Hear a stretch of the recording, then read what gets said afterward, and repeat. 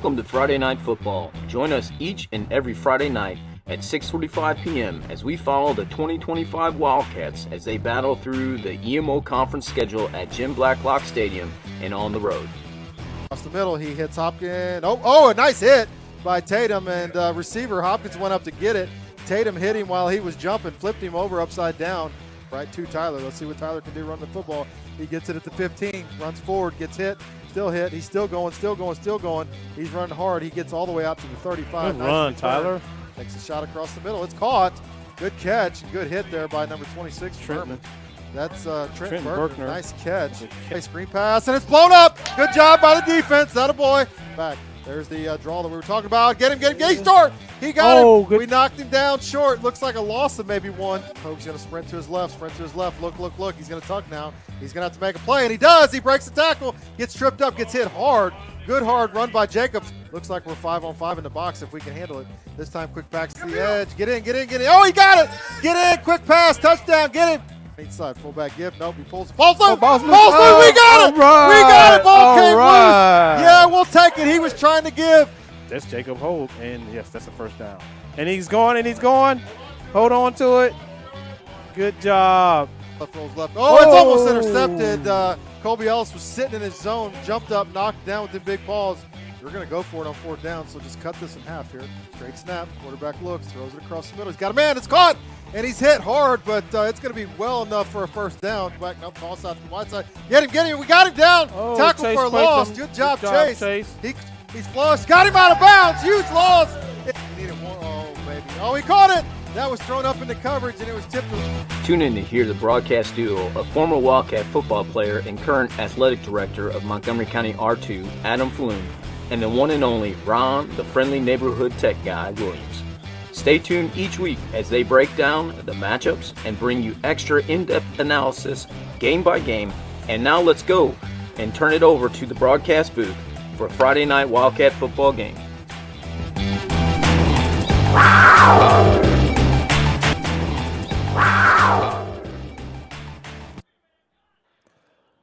Welcome, ladies and gentlemen. It is Friday night football here at Montgomery County High School, Jim Blacklock Field.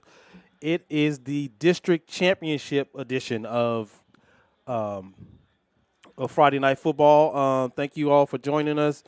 A little different this time. I rather enjoyed broadcasting to Mission TV when having the video and everything, but that didn't work out for us. So we're audio only here on YouTube. I apologize for that inconvenience. So we made it, ladies and gentlemen. We're here.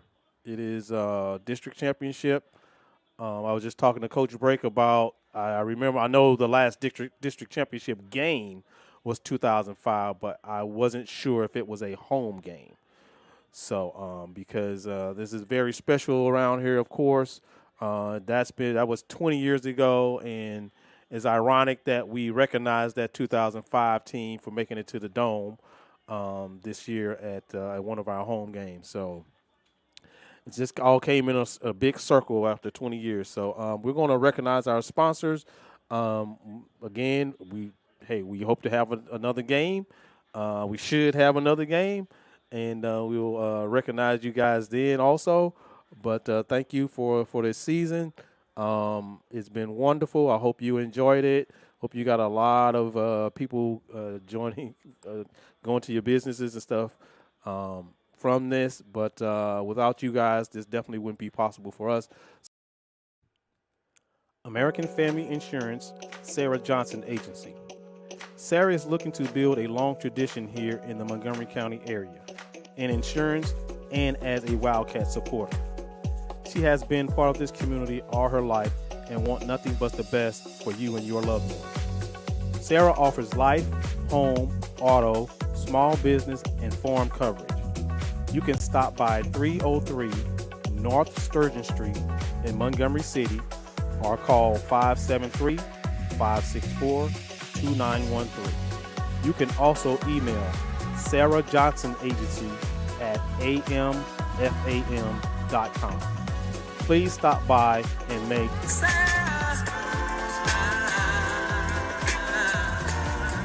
Sarah would like to wish the Wildcats the best this season. Go Wildcats. The way we use our homes is changing.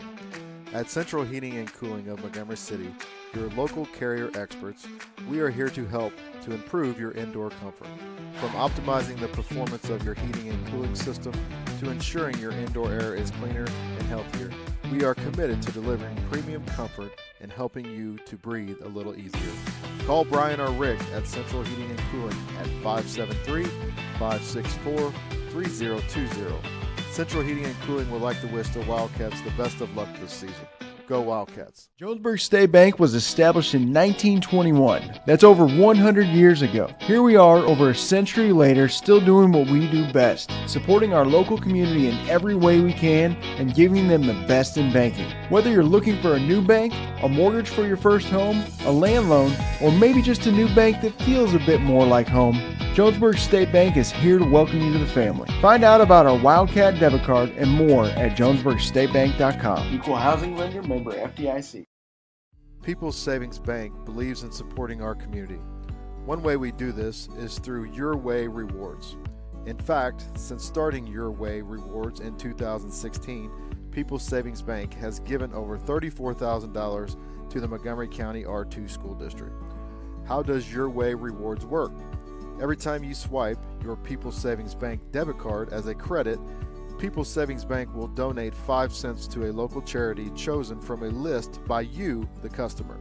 Stop by any of our 12 locations to make sure you are signed up for Your Way Rewards. People's Savings Bank, the people you know and trust. Member FDIC. People's Savings Bank would like to wish the Wildcats the best of luck this football season. Go Wildcats. Quatham Insurance has been in the Montgomery City area for over 30 years.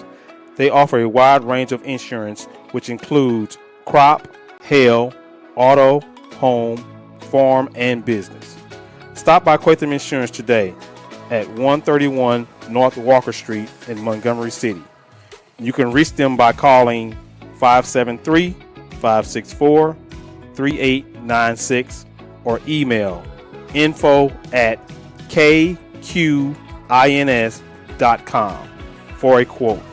Quatham Insurance has been a long-time supporter of the Montgomery County Wildcats, and they all wish them the best this season. Go Wildcats! Schlenker Funeral Home was originally founded in 1946 by E. Boone Schlenker. They are a family-owned business that has been serving Montgomery County and surrounding area for over 75 years. Their professional, caring, and experienced staff are committed to providing every family with the comfort and guidance that they need to plan a memorable tribute for their loved one. You can reach them by phone at 573-564-2350 or by email slankerfh573@gmail.com. Schlenker Funeral Home wishes the Wildcats the best of luck this season. Go Wildcats! Scott Agency Incorporated has been part of the Montgomery County community for nearly 90 years and has been a longtime supporter of the hometown Wildcats. Scott Agency offers a wide variety of insurance, from home and auto, farm and business, and they also have life and health options. Stop by Scott Agency today at 408 North Sturgeon Street in Montgomery City. Call them at 573-564-2237 or send them an email at info@scottagency.net for a free quote. Scott Agency wishes the Wildcats the best of luck this season. Go Wildcats! Cats the best of luck this season. Go Wildcats! Okay, I'm back here Friday night football, Montgomery County High School, Jim Blacklock Field. I am Ron Williams. Adam will join us soon. Again, it's pretty exciting around here. As you all know, we had the softball team make it to state. We're here in a district championship game with the football team. Had a great 7-2 season. They did play Bowling Green. What was that, week 7? Yeah, week 7. 42 to beat them 42-6. Now, if you remember in that game, the 6 points they scored was we stopped them on the goal line, and it had us backed up, and we fumbled the ball in the end zone. They recovered, and that was the 6 points that they scored in that game, and then they didn't score anything else. I am one to believe that this game will be different. Um, a lot of people say that it's always difficult to beat a team twice in 1 year. I've discussed that extensively with the coach, with all my counterparts, and it just is. I would like to. My theory on that is that um, if you are a coach who feel like, hey, we beat them the first time, especially when you beat them 42-6. Not saying that Matt Smith is. I mean, he's made a great adjustments over the season, so I don't expect this out of him. But some coaches are, hey, we're going to do what we do, and you have to come out and beat us. So what that means is you don't make those adjustments needed. Because if you lost the game, of course you're looking at film extensively. You're going, hey, we got to do this better. They do this. We got to stop this. So you make all those adjustments. And if you're the winning team and you just ran all over them, then that's your thought process. They just are going to have to stop us because we're going to go out there and do what we do. Like I said, I don't know. I know a fact that some coaches think that way. Not to say that our Coach Smith, thinks that way. But when you say it's difficult to beat a team twice in 1 year, unless they recruited during the season or something since that game, then you're basically playing the same team. Now, with that being said, I have heard that Bowling Green had a couple of guys come back that were maybe injured, a couple of seniors that get significant time and could make a difference in this game. That's what I heard. I'm not sure how factual that is. So, but we'll have to wait and see what happens and stuff, and go from there. But again, I think the game is going to be difficult because of the simple reason that Bowling Green's been in this position several times, especially in the last 4 years or so. They have had a down season. Let me click on here to see. Yeah, so they have a 4-6 record. A lot of bad losses on their end. Double digits. They lost 60-12 to North Callaway. So, the tables were turned. Of course, that's basically that's what happened. The tables were turned because that's what they were doing for the last at least 4 years or so, to other teams. Beating them 56-6 and stuff like that. So the tables were turned on them this year, and they have a 4-6 record coming in. But got to throw that out. You definitely. You can't have that mentality that you're going to come out here and these guys are going to lay down. They're the underdog, of course, and they want to come in here and leave with another district championship. So, that's what we have to wait for and stuff. So, we got a lot of things going on this weekend. I'll let Adam go over there. He has a list of it, but I know our middle school teams played early, so those kids can get back for the game tonight. We have youth basketball tomorrow at Montgomery City Elementary and the high school. So that's always fun to get those kids in and do some skill lessons and stuff, and it all builds up to them playing games at the end. I think it's a 6-week program for them, what culminates into them, playing against each other and stuff like that. So that's always fun. I've participated in that for the last 3 or 4 years and stuff. So, I'm going to just talk a little bit because we'll probably get to a point to where, they'll play the national anthem. I think that, got the band here. I see the stands are filling up. And we have to see what, hopefully we get the stands filled tonight. It's a great night outside. It's not cold at all. The weather is just great. It's a great night for football. So hopefully that translates to on the field and our boys do well. So I'll talk a little bit about basketball. As I said before, we got a lot of new coaches around. A lot of different people in different places as far as head coach. People that you're familiar with, we haven't really hired outside of the district as far as coaching-wise. But we got a new head basketball coach. Coach Fig is in the booth with me. And then we got Carly Ann Bliley. She's the new head volleyball coach. We got a new superintendent that just walked in, so there's a lot of newness around Montgomery and stuff. So maybe that's the thing, the theme and everything. That's why everything is going well. So hopefully we can build off that momentum of the girls and get this district championship and move on to the next game. We're looking forward to a great basketball season. We are in a unique position with basketball where we have like we had 17 kids show up for practice the last 2 weeks, minus our football kids because they can't dual sport in that way. You don't want them getting on the court and getting injured.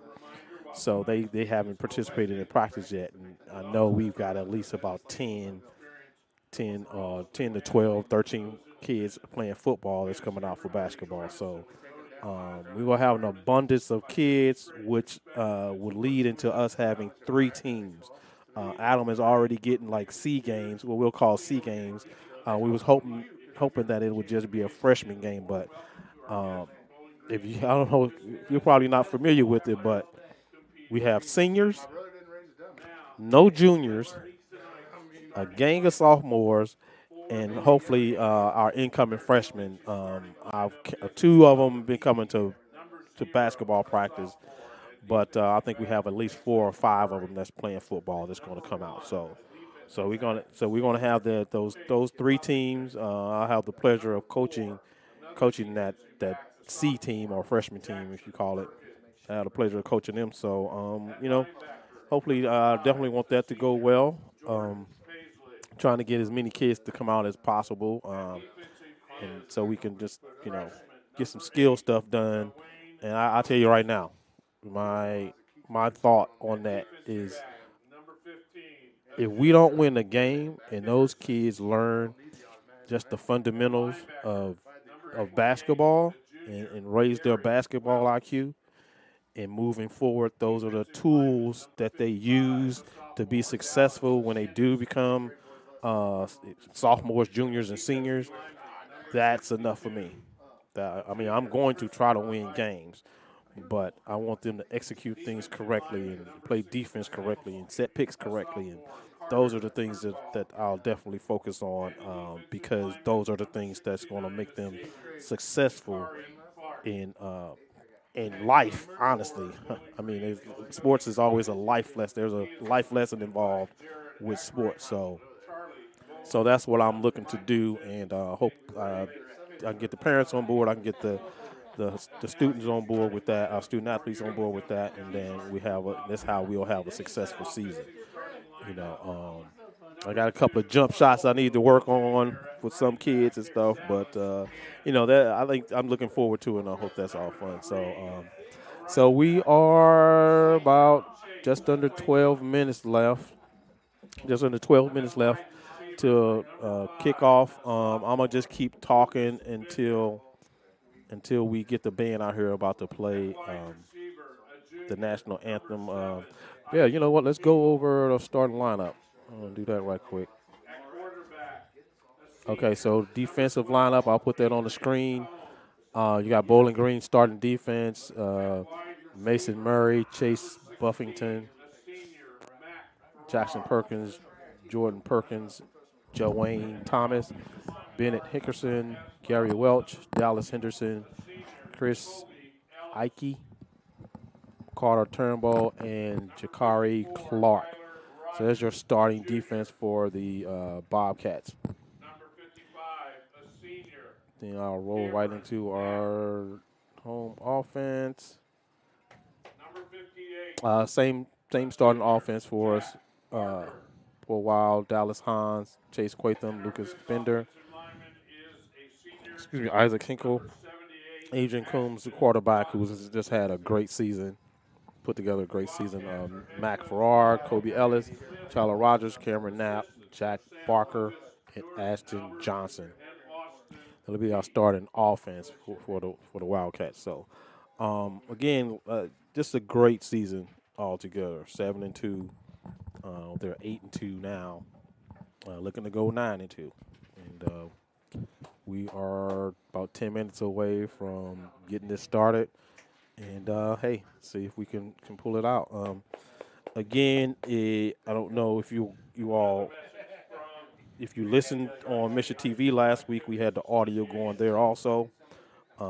If you didn't get the message that was sent out earlier that said we weren't going to do that, and you happen to purchase it, this is a trick that I've learned. So on YouTube, you can pause it. You can pause it, and I'm probably on Mission TV. You can also. So at some point, you can mesh up the video you're watching and the audio you're watching on two separate devices, and maybe you can get entertained that way. So there's a little trick that Cody. Shout out to Cody Hayes Camp. He kind of he kind of talked me into that. He's like, hey, he did it one time and it worked out well for him. So with you being able to pause both of those streams, maybe you can kind of mesh it up and maybe get it as close as possible at least, and enjoy the game that way with the visual and audio portion of it. So Adams, he got the headset on, or you got some words of wisdom? Hey, I'm excited. I'm nervous. It's all the above. Good night. It feels like mid-September or early September. How often do you get a mid-November game where you can wear short sleeve shirts, a hoodie, and shorts? It's great weather tonight. Expecting a good crowd here. Just looking at the field right now, it's exciting. Camera people all over the place, media all over the place tonight. It's a game around the area that people are going to listen into and they're going to cover. So you got to take care of business tonight. Whoever wins this gets a district championship and an opportunity to play either Festus or Caruthersville next Saturday. So we'll see how everything pans out tonight. Ron probably went over several of these things earlier, but these two teams did match up several weeks ago, and Montgomery had the upper hand in that game. We've talked about this over and over and over. This is going to be a different game. No two games are the same.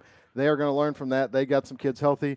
They have been in this situation multiple years, so I got to think that the experience is going to help them as well. Hopefully the road game helps us, and we've got some kids that are determined to kind of take that away from them. So we'll see how that works tonight.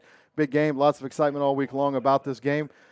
District championship has eluded Montgomery County for 20 years. Last time was 2005. So good night to get that back, put another sticker on the wall, and see what happens. Officiating crew tonight is out of Jeff City. Misha assigns the officials. Got to meet them tonight. Actually refereed with a couple of them guys basketball games. So good to see a few of those guys out. Field looks great. Is a little dry. We turned the water off a couple weeks ago, and it hasn't rained. So field is a little hard, but this time of year it's not supposed to be perfect. Lots of games being played on it all year round. 7:33 left on the pregame clock. Ron, let's go ahead and take actually, we got the national anthem coming up. Yeah, we got that coming up. So in just a few minutes. So hey, quick question. Was that 2005 game a home game? So was it a home district game? No, so this is where it gets a little tricky. So I don't have the exact date of when this happened, but the playoff format has switched since we've been doing this. So it used to be, the way the playoff format used to work is the last 3 games of your schedule was assigned by Misha, and that was your district. So it was basically a round robin, and whoever won the round robin won the district and then advanced on. And back then you would play on Mondays or you'd play on Wednesdays and Saturdays. So it was an odd deal. So since then, and I don't remember how long ago, it's been going on for quite some time, we now have bracket play. You play 9 regular season games. You get seeded into a bracket based on how you do in the regular season, and then you play out that bracket to the district championship. So the format back then was different. It was a round-robin tournament. They did win that and advance on, but then you did also have sectional games, quarterfinal games, semifinal games. With this format, you go straight from a district championship to a quarterfinal, which would be next Saturday. Anytime you get to Saturday afternoon football, that's kind of the big stage. So The format has changed over the years. It's still been 20 years since the district championship. National Anthem's getting ready to start. We're excited. We'll be right back. We're going to take a quick break. MCC Incorporated has been part of the Montgomery County community for nearly 90 years and has been a longtime supporter of the hometown Wildcats. Scott Agency offers a wide variety of insurance, from home and auto, farm and business, and they also have life and health options. Stop by Scott Agency today at 408 North Sturgeon Street in the Montgomery City. Call them at 573-564-2237 or send them an email at info@scottagency.net for a free quote. Scott Agency wishes the Wildcats the best of luck this season. Go Wildcats. The best of luck this season. Go Wildcats.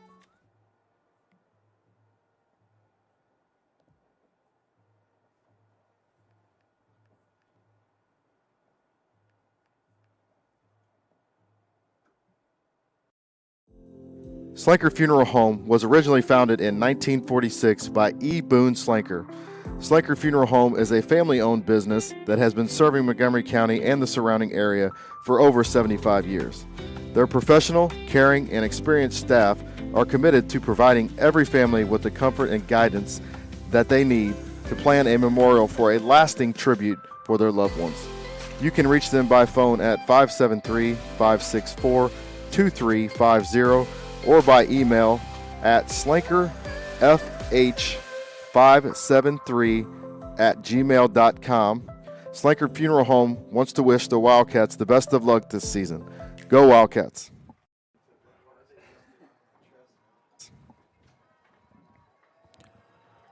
Okay, we're back here in about 4 minutes before kickoff.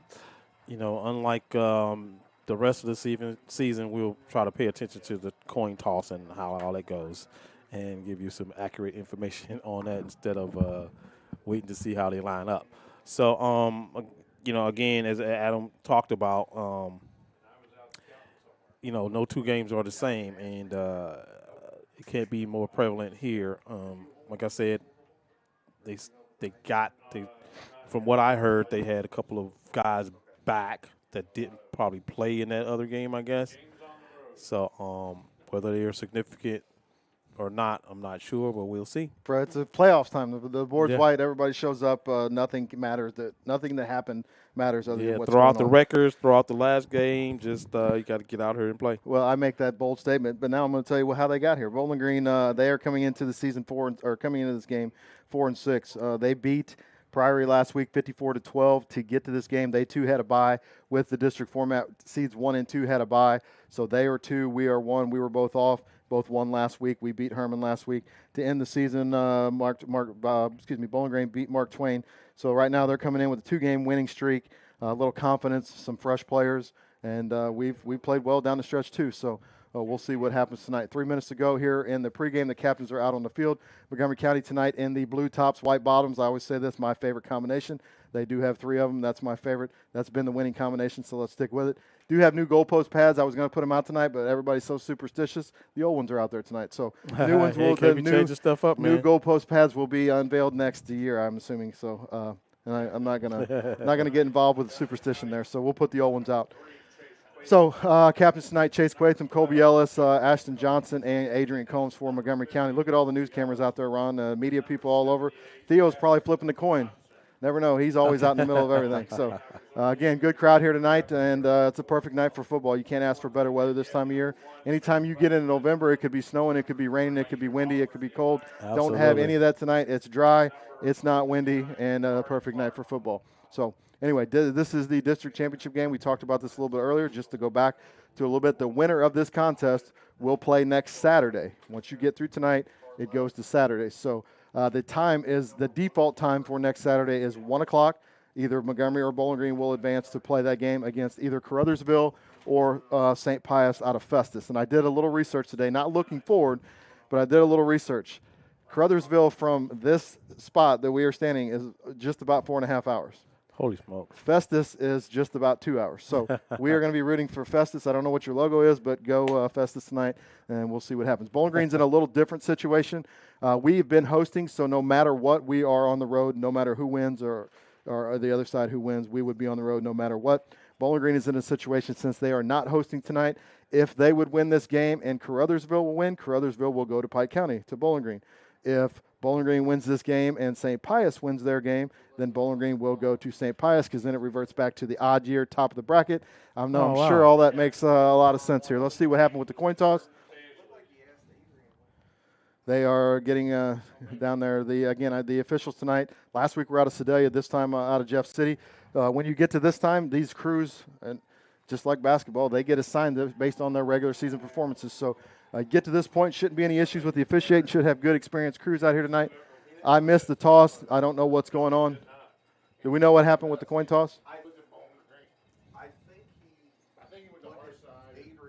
Nobody knows what happened, but we will be able to tell you here in just a second once they get out there. Who's getting in, who's kicking. Yep. I said I was going to pay attention, but it's kind of hard to tell. Yeah, and everybody up front was paying attention and still don't know. So down to under 30 seconds before the game gets going here. So, again, lots of excitement this week at Montgomery County. Been a while since we've been in a situation to play this deep in the season. So it should be a fun night no matter what. Absolutely. So, there's a lot of people. I don't know how many people I walked past, and they were like, oh, I'm so nervous. Yeah. It's like, I'm nervous about tonight. Hey, I'm cool as a cucumber. Just waiting for the action to start. So apparently either Bowling Green won and declined or deferred, or we did the same, whatever. We are kicking off. We are going right to left. We will be a little more descriptive tonight since you are not actually listening and watching us at the same time. We'll be a little more descriptive. Again, Montgomery County, blue tops, white bottoms, Bowling Green, white tops, black pants. Montgomery County kicking from right to left. Looks like Rylan Reddick is out to kick. Ball spot at the 12 minutes on the game clock, and I've been waiting for this all day, and here it goes. It's going to be a short kick to the hole, stay in bounds, and kick it right out of bounds right away. So it went out at the 35, so they're either going to mark it at the 35 or they're going to have us re-kick. See what they're going to do here. Defense is going out on the field, so it looks like they're going to take it at the 35. It's 34. So Bowling Green will have their first offensive possession tonight.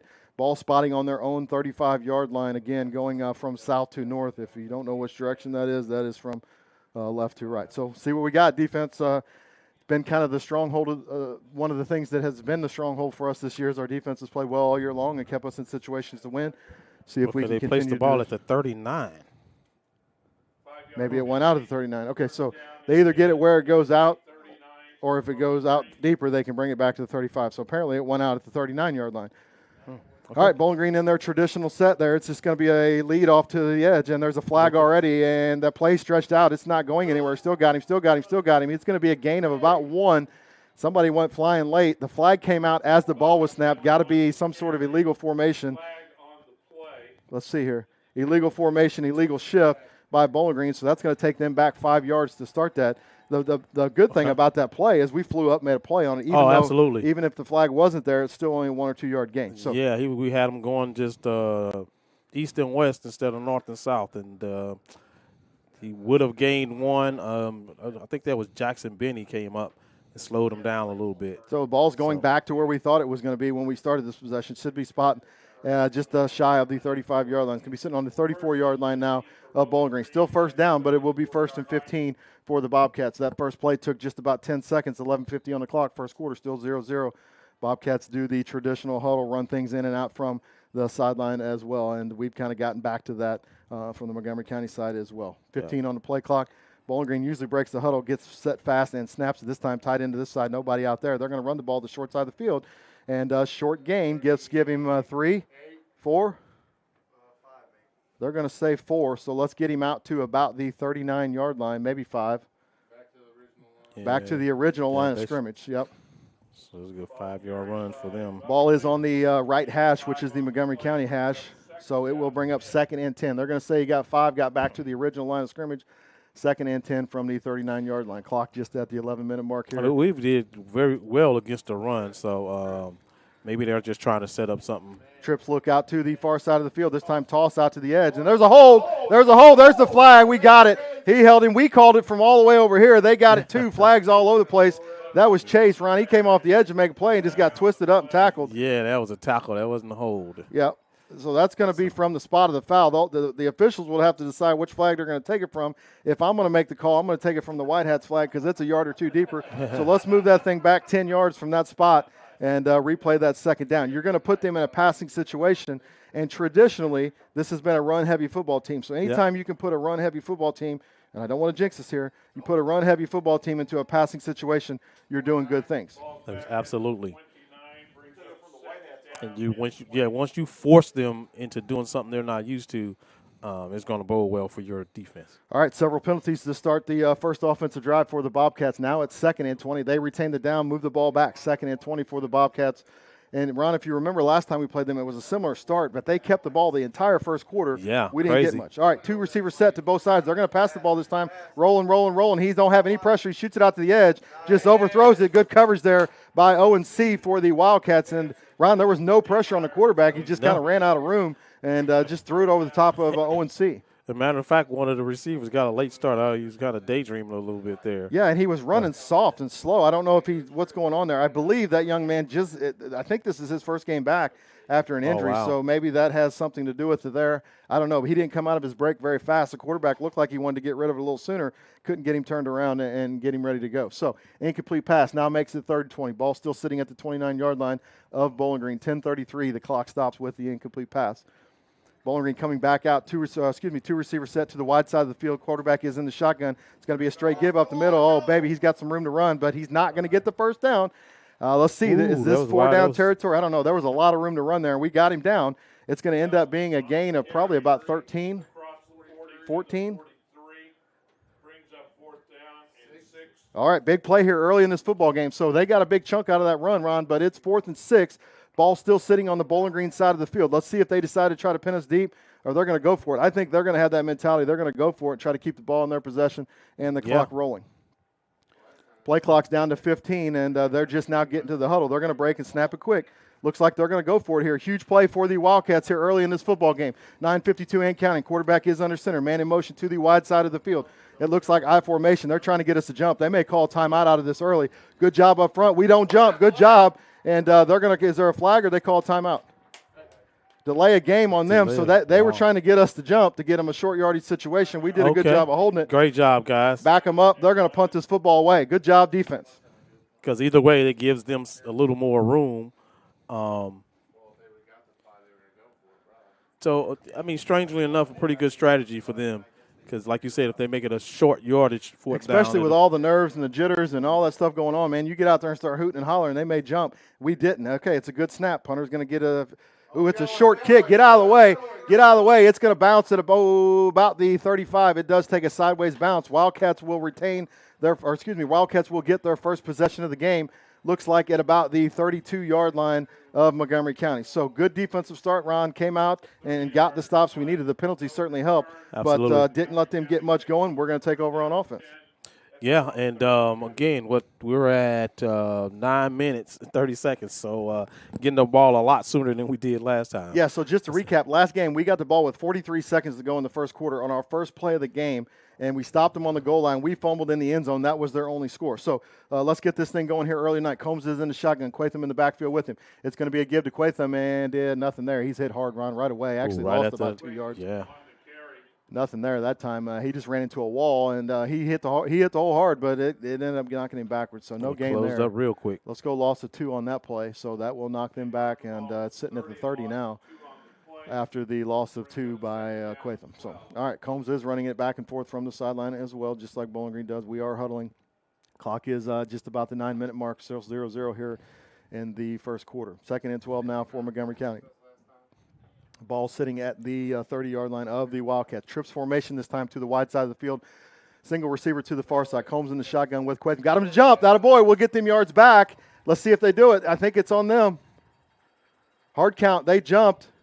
They're going to move it forward 5 yards. That a boy. So great job. We lost 2 and then got 5 back. So we'll take a net gain of 3 and start over here with second down. It is second down. We'll go second and 7 now. Ball out to just past the 35-yard line. Not quite to the 36. Great discipline for Montgomery, man. Let's go, boys. Go ahead and put this thing down and let's get it going here. Trips to the wide side of the field again. Single receiver to the far side. Combs in the shotgun with Quatham. He's going to pass. Set his feet. Look. He's got pressure. He's flushed to the right. He's got room to run. Go ahead, tuck it. He's going to have the first down and more. Out across the 50 to the 45 and knocked out of bounds somewhere between the 45 and the 40. No holding, no penalties, nothing like that I can see right now. So that's a nice run by Combs from the 35 all the way across midfield to the 45. Great vision by Combs. He rolled out, kind of looked down the field, didn't see any defense, and just took off along the sideline. So that was an excellent run. In the years past, and again, things change. It's a whole different game. But in years past, Bowling Green's pass defense hasn't necessarily been up to par. So we'll see if we try to attack that tonight. This time, 2 receivers to the wide side of the field. We had a tight end in somewhere, a single receiver to the far side. Combs in the shotgun with Quatham. It's going to be a snap. It's going to be a quarterback sweep around the edge. He cuts it back, and he's still going. He's out across the 40. Ron, that play was blown up from the beginning. Nothing there. Ends up getting 5 out of it. Exactly. I mean, he cut back and made one guy miss, broke a tackle. Great run by Combs, man. I mean, this is just culminating to a great season for him. And that wasn't anything. That wasn't. He just kind of made a play there. There wasn't anything there. He just kind of shifted back and forth. Ended up getting 5 to the line of scrimmage fast. Same formation. This time, Combs is going to roll to the left. He's going to pass the football here. Throws it out to the edge. Got a man. It's caught by Jackson Benny. Hold on to the football. He does. He should have enough for the first down. And it was just a comeback route. It's going to be a first down out to about the 33-yard line. It is a first down. They're moving the chains. Definitely first down. And, they're winding the clock, moving the chains, and the ball's now sitting at about the 33-yard line. So a couple positive plays for the Wildcats here. Keep this thing rolling, punch it in the end zone here. Absolutely. Benny was wide open on that sideline, so great look by Combs. 20 years since the Wildcats have posted a district championship. They have the opportunity to do it tonight. Let's go ahead and get this done. 7:45 and counting first quarter. Still 0-0 here. Now first and 10 for Montgomery County on Bowling Green side of the field at their 33-yard line. Going to a little different formation here. 2 receiver set. It's going to be just a straight quarterback run, and there's just nothing there. The defensive line blew that one up. He's going to get back to the line of scrimmage maybe with forward progress. So nothing doing there. It's a safe play, just keeping the defense honest. Yeah. Doesn't really hurt. Again, just a safe play to try. Like half a yard, I guess.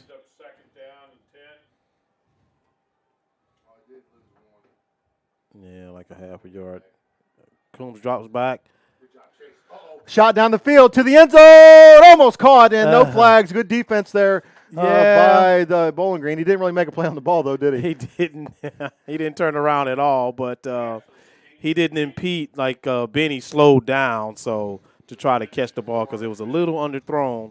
So that's probably a good no call. He tried to take a shot down the sideline and gave him an opportunity. It just didn't happen. So that's going to be an incomplete pass. Clock will stop at 7:05. Makes it 3rd and 11 now for the Wildcats. This is definitely 4-down territory. So if you can come up with a way to kind of chip this thing in half and give yourself a decent, or just get the first down, that'd be great.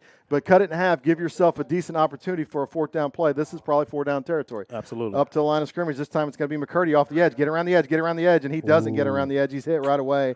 Big loss that time, Ron. Loss of about 4. I think if he gets around him, he's got some room to run, but he came pretty hot. Yeah, that defensive end got in there pretty quickly, man. So, all right, so we had a big 4th down for them when they were on offense and ended up with the football. Now I think we're going to look at either punting it or maybe trying to take a shot down the field here. It's going to be 4th and 15 after the run by McCurdy. 6:34 and counting here in the first quarter. Looks like I don't know if we're going to punt it, Ron, or if we're going to go for it. We're going for it here. All right, huge 4th down, 4th and 15. They're going to bring some pressure.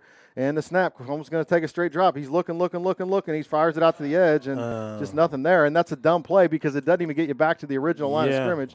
So that's just, I'm not sure how much sense that made, honestly. I mean, even if he catches it clean, he's tackled for a 4-yard gain. So nothing doing there. I don't want to say it's a dumb play. It just didn't work out, I should say. But usually if it's 4th and 15, you need to take a shot past the sticks or to the sticks.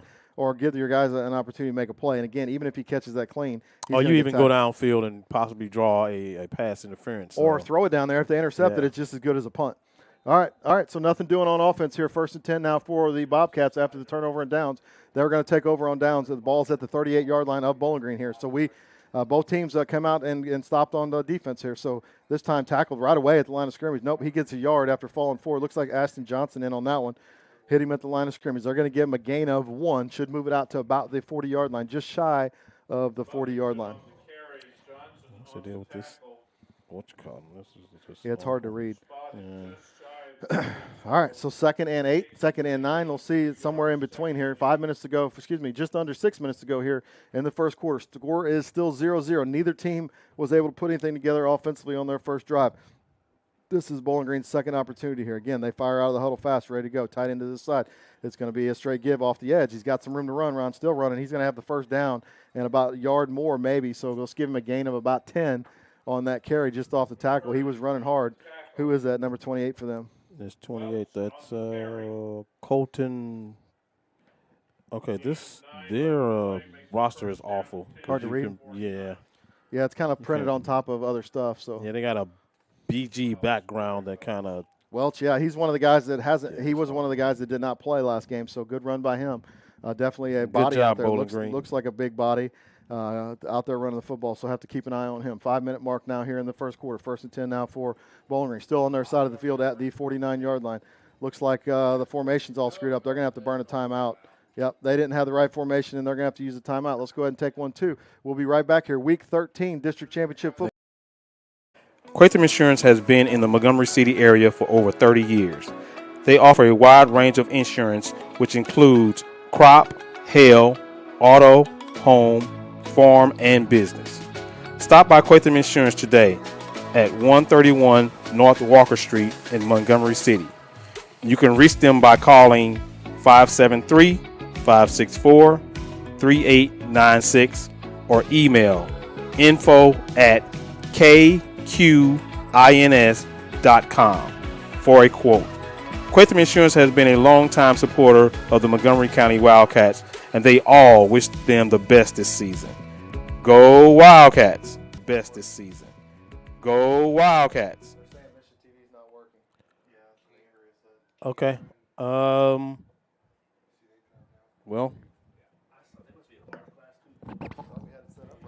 Yeah, I'm not sure why it's not working.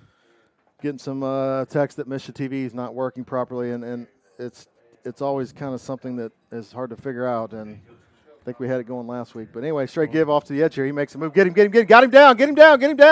Finally still going. Finally get him down. The forward progress is going to be a loss of 1. Good play there that time by the defensive line. Ron, we hit him 3 or 4 times. Finally knocked him back. It's going to end up being a loss of 2. I'm going to try to figure out what I need to do here to get Misha TV going. Is it on the production truck? Can you tell? No, it's not. It shouldn't have to go through us. Once they set it up on their end, we should be able to see if it's listed on the vCloud though. Might look into that. I mean, I can do it, I guess. Yeah, I'm trying to log into vCloud now. Okay, we'll try to figure that part out. Not sure what's going on there. 4:22 ain't counting here. 2nd and 11 now for the Bobcats. This time run up the middle. He's got a full head of steam, and good job by Chase. He comes in. He's going to get about 4 or 5 yards on the carry, but still short of the first down. It's going to bring up 3rd and a long 6, 3rd and a short 7 for the Bobcats. The ball is now across midfield at the 48-yard line of Montgomery County. Kind of getting into 4-down territory for the Bobcats as well here. So 3:59 ain't counting. 3rd and 7 it's going to be for Bowling Green. They're coming out trying to run the football and establish the run game. So far, outside of a few runs here or there, we've done a good job kind of containing that. So defense, keep playing here. You're going to need them tonight. 3rd and 7, fall at the 48-yard line of Montgomery County. 3:43 and counting. 2 receivers out to the far side. Single receiver to the home side. Quick snap. It's going to be a give to the big boy up the middle, and he's hit at the line of scrimmage. He's going to get 1, maybe 2, depending on where they spot it. So it's going to bring up a huge 4th down, another huge 4th down here. It's going to be about 4th and 6. Let's give him 1, 4th and 5. All right, 4th and 5 is what it looks like. So let's go 4th and 5. Ball sitting at the 46-yard line of the Wildcats. No score here in this football game. First quarter, 3:12 to go. 4th and 5 here for Bowling Green. Huge play. Definitely 4-down territory. Again, got to be a discipline up front. Don't jump here. Don't go on the hard count. Make them earn this one here. They're looking kind of confused a little bit, Ron, like they're not knowing where to go, and there's a penalty already. What do we got? They didn't even get set, and there's a penalty. Legal procedure on Bowling Green, so that's going to drive them back 5 and make it 4th and 10. I'm wondering if he didn't come out and get set across the line. So it looks like they may bring the punt team on now. Interesting. They're going to bring the punt team out now. Ron's trying to help me out with that Mission TV. Appreciate that. They're going to punt it, it looks like, unless they fake this one here. It's 4th and 10. Ball sitting across the 50-yard line after the penalty. And it's going to be a high punt, a lot better punt this time. McCurdy's just going to have to let it bounce, and hopefully it goes in the end zone. It's going to go in the end zone, and that will bring it out to the 20-yard line here. Landon's helping us out. Landon, let's go ahead and take a quick break. We'll try to figure a few things out. People's Savings Bank believes in supporting our community. One way we do this is through Your Way Rewards. In fact, since starting Your Way Rewards in 2016, People's Savings Bank has given over $34,000 to the Montgomery County R2 School District. How does Your Way Rewards work? Every time you swipe your People's Savings Bank debit card as a credit, People's Savings Bank will donate 5 cents to a local charity chosen from a list by you, the customer. Stop by any of our 12 locations to make sure you are signed up for Your Way Rewards. People's Savings Bank, the people you know and trust. Member FDIC. People's Savings Bank would like to wish the Wildcats the best of luck this football season. Go Wildcats.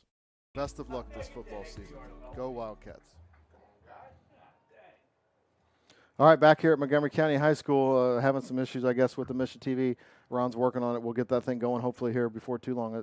Again, it gets really confusing when you get to this time of year trying to push all that stuff other places. So right now we're going to stay tuned here. A minute 56 to go after the 9-yard run for the Wildcats. Makes it 2nd and 1 now for Montgomery County. This time it's going to be a straight give to Chase. And I don't like all that misdirection. It doesn't do anything but clog things up. It wasn't going to go anywhere anyway because Chase ran into the guy going across. So that's going to be a penalty, a legal procedure, so that's going to back it up, and that's a silly one. Didn't need that. It's 2nd and 1, just go straight forward there. We tried to be fancy and ended up with a penalty. So that's going to be a 5-yard penalty. Back it up and replay the down, 2nd and 6. So now the ball's back to the 24-yard line of Montgomery County.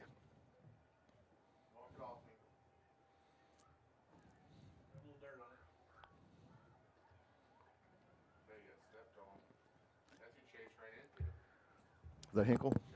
All right, clock is rolling here. So Wildcats this time formation is a 2-receiver set. Going to be a give to Chase, and he plows forward, still running hard, and he's driving the pile with him. It's going to be close. It's going to be real close to a first down. And if he's short, it's going to be just by inches. He needed 6, and he got every bit of that. We'll see. They're going to have to measure that one, I think. It's going to be really, really close. They're moving the chain, so it's a first down run by Chase. He needed 6, and he got hit at the line of scrimmage and drug the pile with him for 5 yards. So good hard run there by Chase and moving the sticks there this time. So 1st and 10 now for the Wildcats. Minute 20 to go here in the first quarter. Ball out to the 30-yard line after the first down run by Chase Quatham. Still 0-0 here. Not much going on either side offensively. Hopefully we can bust something loose here and get a little bit of momentum here going in this first half. All right, 2-receiver set to the Wildcat side. They jump again, and I don't know if we were doing that on purpose or they're just antsy, but they jump. So that's going to be a free 5 for us after the offsides. You're saying 5 yards. We have to send it to 5 for Montgomery County. That was up to us to send. Thought I set it up on the dang broadcast, though. Right, and I thought they set it up there. Do you want to call that number and see if they can set it up for us then, I guess? No, we have to send it. We have to send it from here. Okay. So. All right. So basically, like we did it last time. All right, this time Combs is going to roll to the left. It looks like an option. He's going to pitch it out to the edge to Chase. Run, Chase, run, Chase, run. He puts his head down, runs out across. Where did he step out at? It's going to be a first down. He's going to step out at about the 45, 46-yard line. 46-yard line. He lowered his shoulder and delivered a boom there.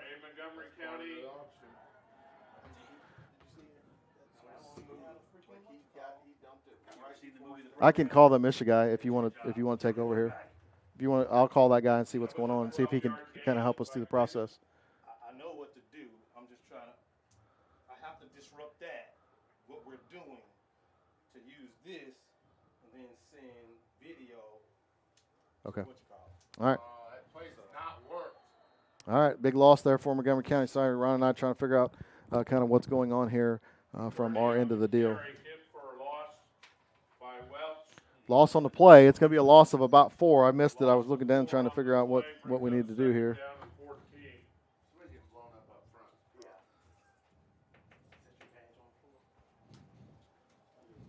Yeah. Recording in progress. Okay.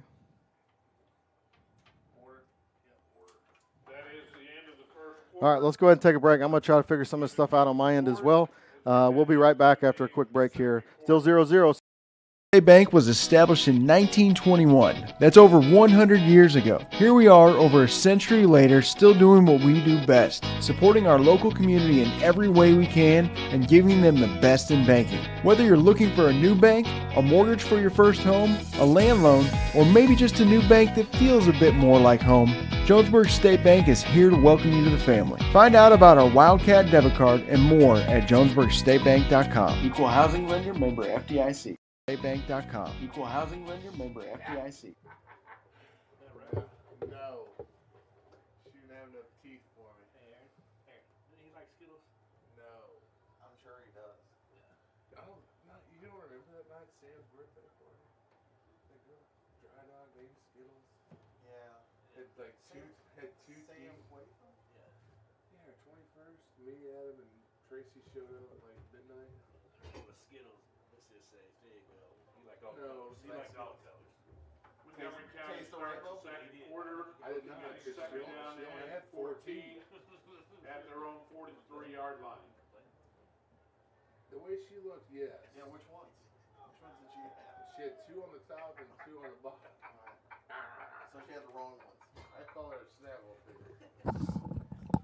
All right, we're back here again, trying to work through this stuff. It's just another thing that you got to worry about on a Friday night football game here. 12 minutes to go here, set on the clock for the second quarter. First play of the second quarter, Combs straight drop. He's looking. He fires down the sideline. Go get it. He overthrows him, and good shot there down the sideline, and just missed him. He aired it out and just overthrew him. Good effort there by Wyatt March. So on the 2nd and 14 incomplete pass, we'll bring up 3rd and 14 now for Montgomery County. Ball sitting at their own 33-yard line. Yeah, 3rd and 14, I believe, is what it's going to be now. Again, trying to look through here and see what's going on. Like Ron, I'm glad we have him here when stuff like this goes on because he's good with it. So hopefully he'll get it going here. So, all right, after the incomplete pass, the clock stops. 11:53 to go here. Second quarter, still 0-0. 3rd and a long way for the Wildcats here. This time, man in motion is going to be McCurdy. We're going to give to him. Nope, we're going to fake the jet, take a shot across the middle, and he just overthrows him again. And he's just overthrowing him. He's got some step or two. The receiver's got a step or two on the man. We just keep shooting it a little bit too far, and he is getting a little bit of pressure. So not sure what's going on up front, if they're bringing it or what's going on. So it's going to bring up 4th and 14 now for Montgomery County. It's got to be a punting situation for them being on their own side of the field. So we will kick this thing away. And it's been a defensive battle. Both teams getting stops when they needed to. So Combs is back to punt this thing away, and we'll see what happens here. It is a good snap, and he gets it off. Nice low-lining kick, end over end. Let's get a bounce. Get out of bounds. Don't go in the end zone. Perfect kick. Holy cow. Kicks it all the way down. It stops on the 1-yard line. That is a game-changing kick all the way down the field from the 43-yard line of Montgomery County. It ends up, and it literally stops on the 1-yard line. Bowling Green will take over first and 99, 1st and 10 with the ball on their 1-yard line. So great punt. That is a game-changing special teams play, and good job there by him. Wow, that thing just literally just bounced, and it stopped on the 1-yard line. Can't do it any better than that. All right, we got to keep it the momentum here. Let's use that momentum to keep things going here. Defense, make a play. 11:42 now here to go in the second quarter. 1st and 10 for the Bobcats. Again, sitting on their own 1-yard line after the fantastic punt by Combs. It literally stopped bouncing on the 1. Bobcats are going to be pinned deep here. Let's see if we can get some pressure, make something happen here. Don't let them out of this hole. All right, 11:42 and counting. Defense is ready to go. It's going to be a straight give, and he's tripped up. He's going to get a couple. Let's give him 2, 3 maybe. He's out to about the 4, so let's give him 3 yards on the carry. And he's hitting the line of scrimmage hard. We're getting hands on his feet, got him tripped up. He's running hard enough that if the hole's there, he can bust it and go. So they get a little bit of breathing room here. Out to the 4-yard line. It's going to make it 2nd and 7 now for the Bobcats. Get a stop here, force them to punt, get you some field position and make something happen here before halftime. Out of the huddle fast to the line of scrimmage. Again, defense set and ready to go here. Going to be quarterback's under center. Straight give off the edge. He's got some running room. Still running. Got to get him down. Finally trip him up. He's going to have enough for the first down. Let's give him a gain of about 10 or 11. And good hard run there that time. And they're starting to get some offensive line push and just driving it down the field. So that punt kind of has been kind of negated now. Ball out to the 16-yard line. 1st and 10 now for the Bobcats. Need that ball to come out. Need a big tackle here, a big play. Need something to go our way this time. Let's go. 1st and 10 now for Bowling Green. Ball sitting at their own 16-yard line. 10:41 and counting here in the second quarter. Not much offense on either side. Let's go ahead and get a stop here. Keep this thing going. There we are back under center in an I formation. It's going to be a fullback dive up the middle, and he busts through the line of scrimmage. Still going. He's going to have about a gain of about 14 yards, just a straight guy. And they're getting a big-time push up front right now.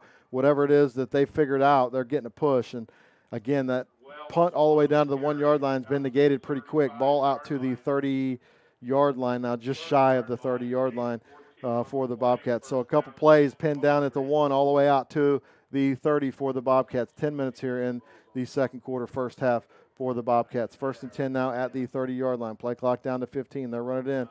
They get to the line of scrimmage and snap it fast, so defense has got to be ready. Need a big play here, need a turnover. Let's get some momentum going here before we get into halftime here.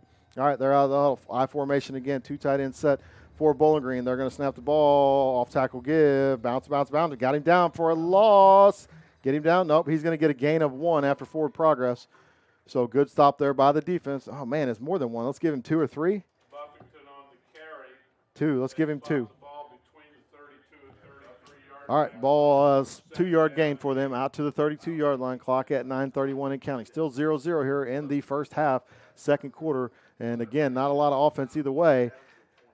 Need a big stop, need a turnover here. Let's go. All right, Bobcats out of the huddle. They get there fast. Again, got a few guys back. They're looking like they got a little bit of momentum at the moment. This time it's going to be a toss out to the edge. Break down. He gets around the edge, and we get a tackle. Great tackle that time by Isaac Hinkle.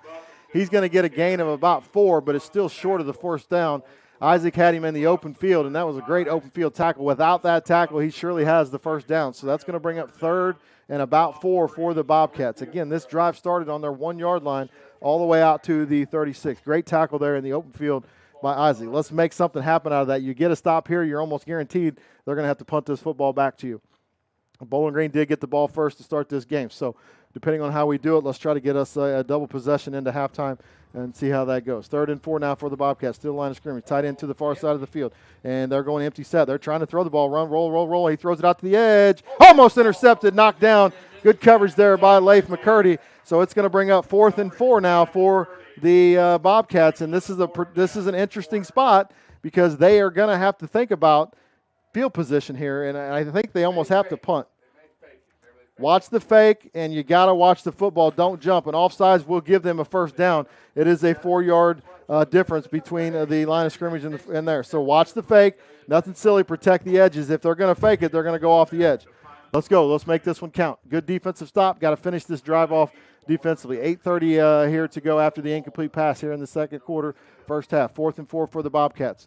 They are in a punt formation. They're going to fake it. They're going to go for it. It is a snap. He does kick it. He gets it off. It's a short kick. Get out of bounds. It's going to bounce sideways out of bounds at about the 41-yard line of Montgomery County. Well, they will take over for their 3rd offensive possession of the game. Time to get something going. Let's take one quick 30-second timeout. I got to catch my breath, Landon. Let's take a 30. The way we use our homes is changing. At Central Heating and Cooling of Montgomery City, your local carrier experts, we are here to help to improve your indoor comfort.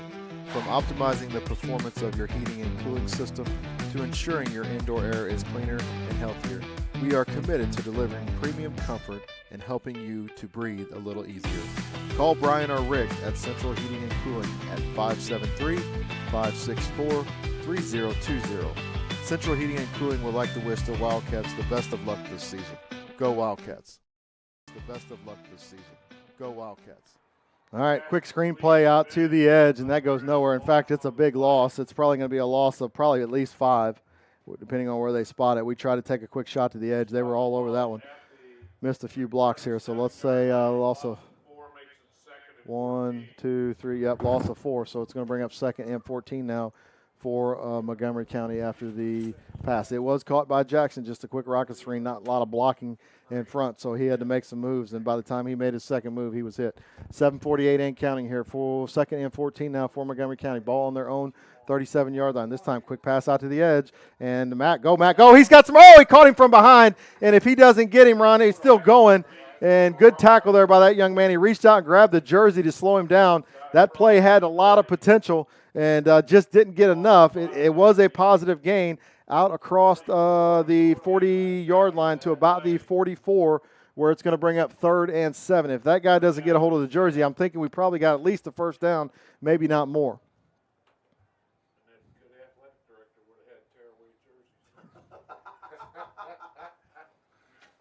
Can't afford them. All right, need a big 3rd down play here. 2 receiver set to the far side of the field. Somebody's going to call a timeout. Montgomery County's going to take a timeout. 3rd and 7. Still 0-0. 6:58 to go first quarter. They took a timeout. Let's take one, too. We'll be right back.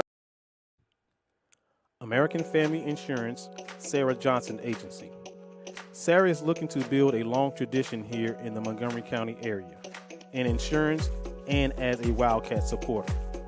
She has been part of this community all her life and want nothing but the best for you and your loved ones. Sarah offers life, home, auto, small business, and farm coverage. You can stop by 303 North Sturgeon Street in Montgomery City or call 573-564-2913. You can also email Sarah Johnson Agency at amfam.com. Please stop by and make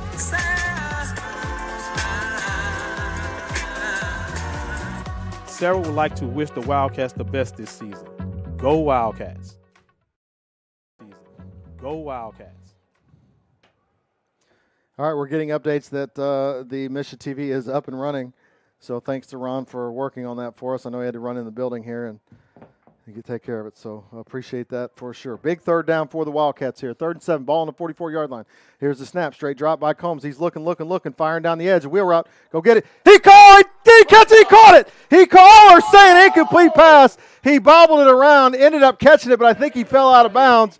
And that would have been a huge play down to about the 30-yard line and just couldn't bring it in. And Combs put it right where he had to put it to make a play. It just got bobbled around and an incomplete pass. So, wow, huge play there. Good play by the defense on Bowling Green, but that's going to make it 4th and 7. And I think we're right back to a punting situation again here for Montgomery County on their side of the field at the 44-yard line. So, missed the opportunity there for the Wildcats. Big play. Would have got us all the way down to about the 30-yard line. They're bringing pressure this time. Good kick again by Combs and let it get a good bounce. And it's going to go out of bounds at about the 29. Yep, they're going to mark it at the 29. So Bowling Green will have the ball back at their own 29-yard line. Went out of bounds, no return. Bowling Green takes over 1st down and 10.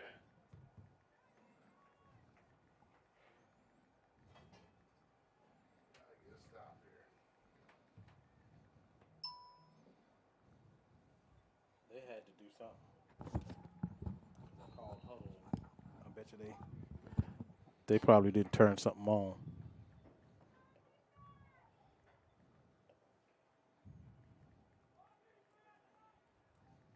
Are we on? Yeah. Oh, okay.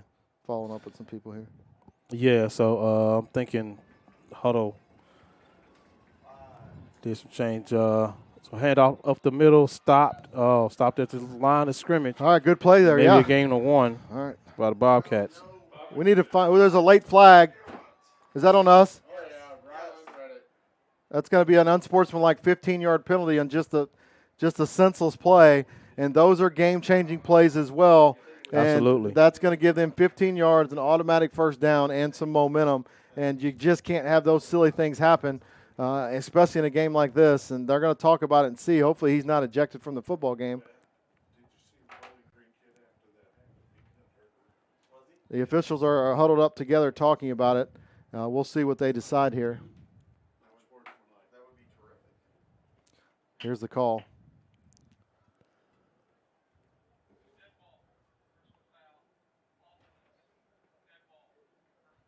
Oh, they're calling it on both. Wow. All right, so that's a little bit of a break. So they called it on both sides. That should be offsetting penalties. Yeah, that takes a conversation, though. That's going to be offsetting penalty. So you're basically just replaying the down there. So that could have been huge. That could have been 15 and a 1st down. And they ended up saying both of them did it. Both of them are getting flagged. We're cleaning this stuff up. A good piece of officiating there by several. The white hat came in. The other guy came in. They all came in and talked about it and came up with that conclusion. We, of course, liked that conclusion because we thought it was going to go against us. All right, so replay that down. 2nd and 9 now for Bowling Green at the 30-yard line. 6:28. Like to have another possession here going into half to try to take some shots at the end zone and get the ball coming out here in the second half. All right, something's got to give here. The offense hasn't been doing anything on either side. Something's going to bust loose here one way or another. They're going no back again. Quick pass out to the edge. They got some room to run. Got to break down. Holding. Yep, flag. There comes the hold again. Yes, that's going to take them back. Bowling Green is having trouble with the flags tonight. They're all over the place. Ron, there's laundry all over the field, and that's going to be a hold on the edge. We'll see what flag they take it from, but that's going to push them back probably to close to a 20-yard deficit by the time they get done. Another tackle on Chase. took him down and prevented him from making the play. So there's the signal, holding on the offense, so that's going to back them up 10 yards from the spot of the foul. We'll see where the ball gets spotted. I'm going to guess it's going to be second and about 18.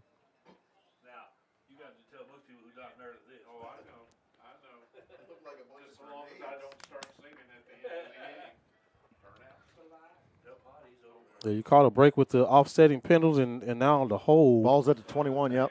Yeah, now you got him at second and about, 18? Yep, I was pretty close there. Second 18 from the 21-yard line now. So, again, you're kind of putting them in a passing situation is what you want to do. You don't want them to bust that big run, so we got to go out here, play a little pass defense. Let's get some pressure on the quarterback. Bowling Green's going to call a timeout.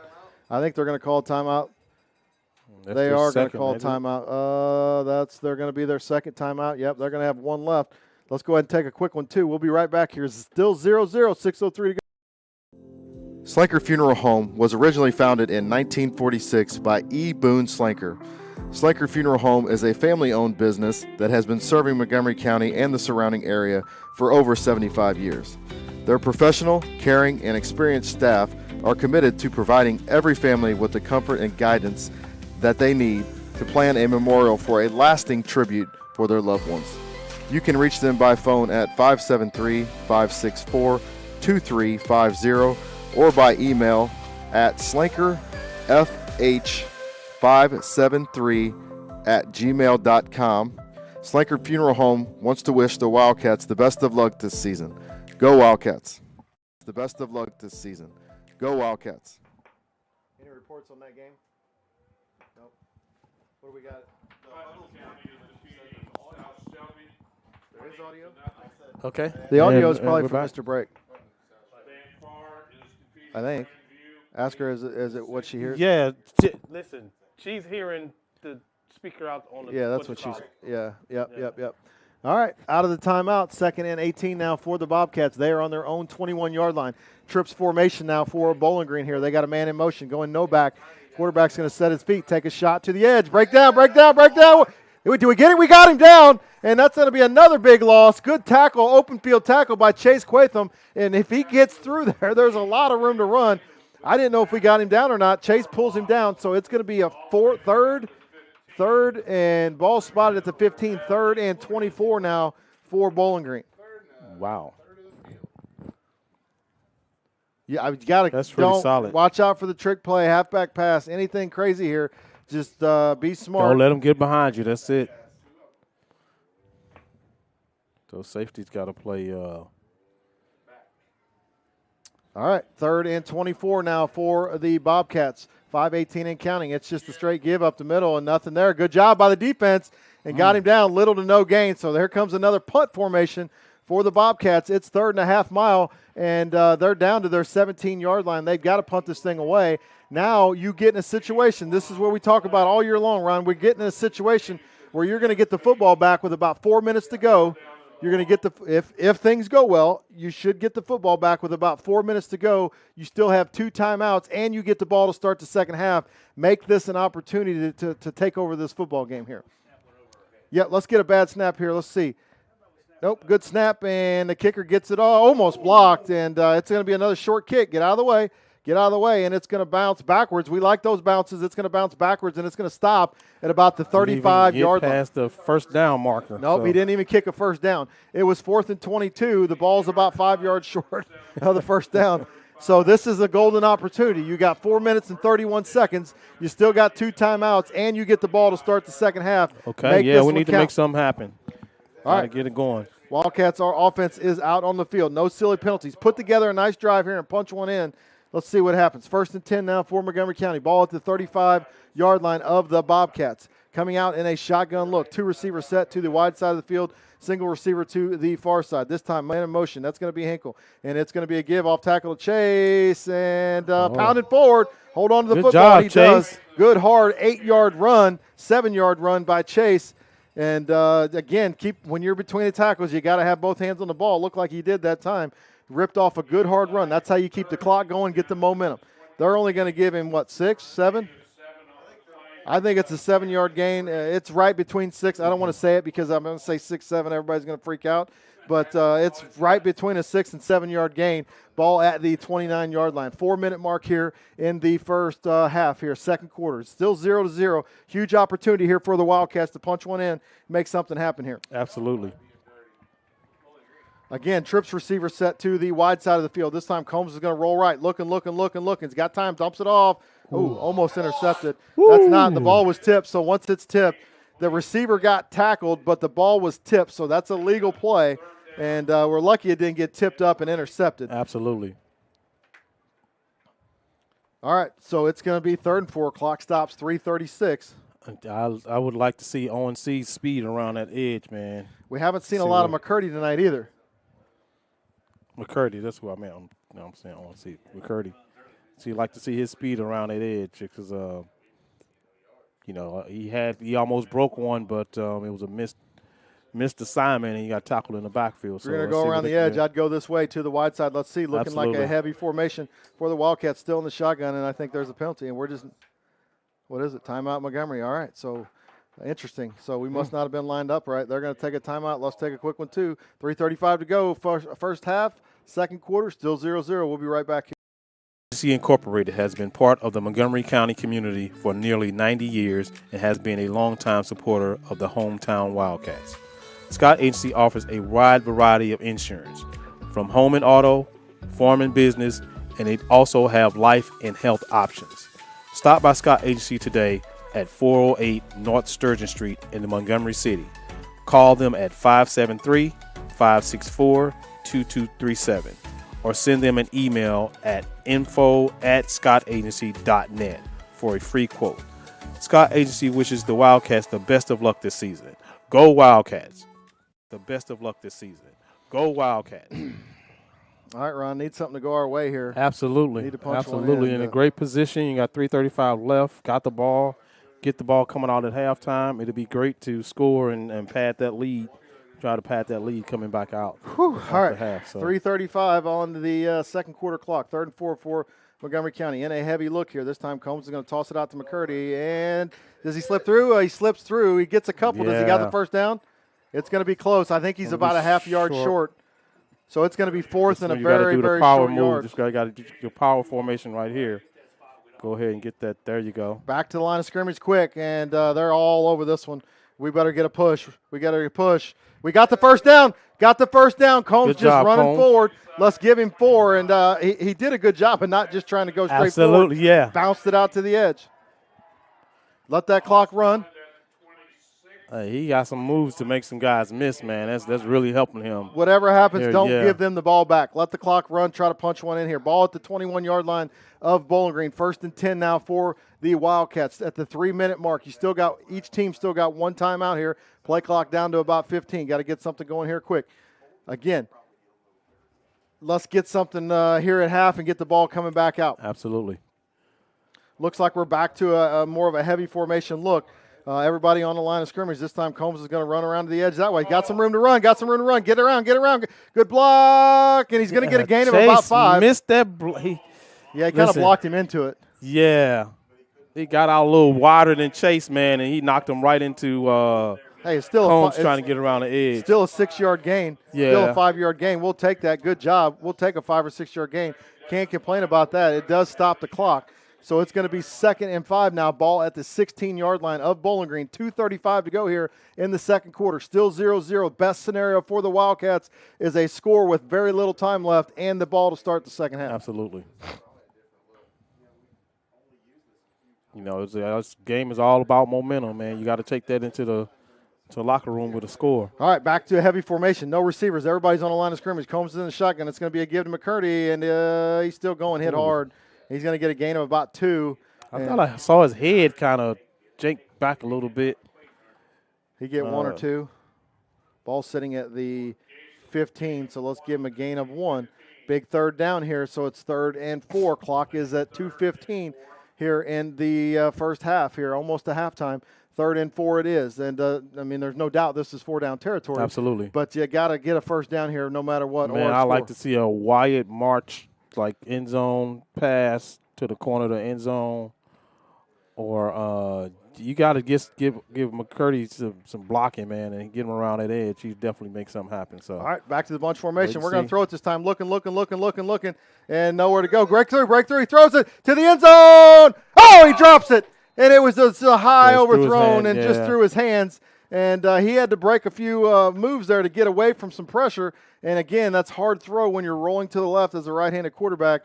And it was out there to be had. It just wasn't brought in. So now you're sitting at 4th and 4 with 1:43 to go.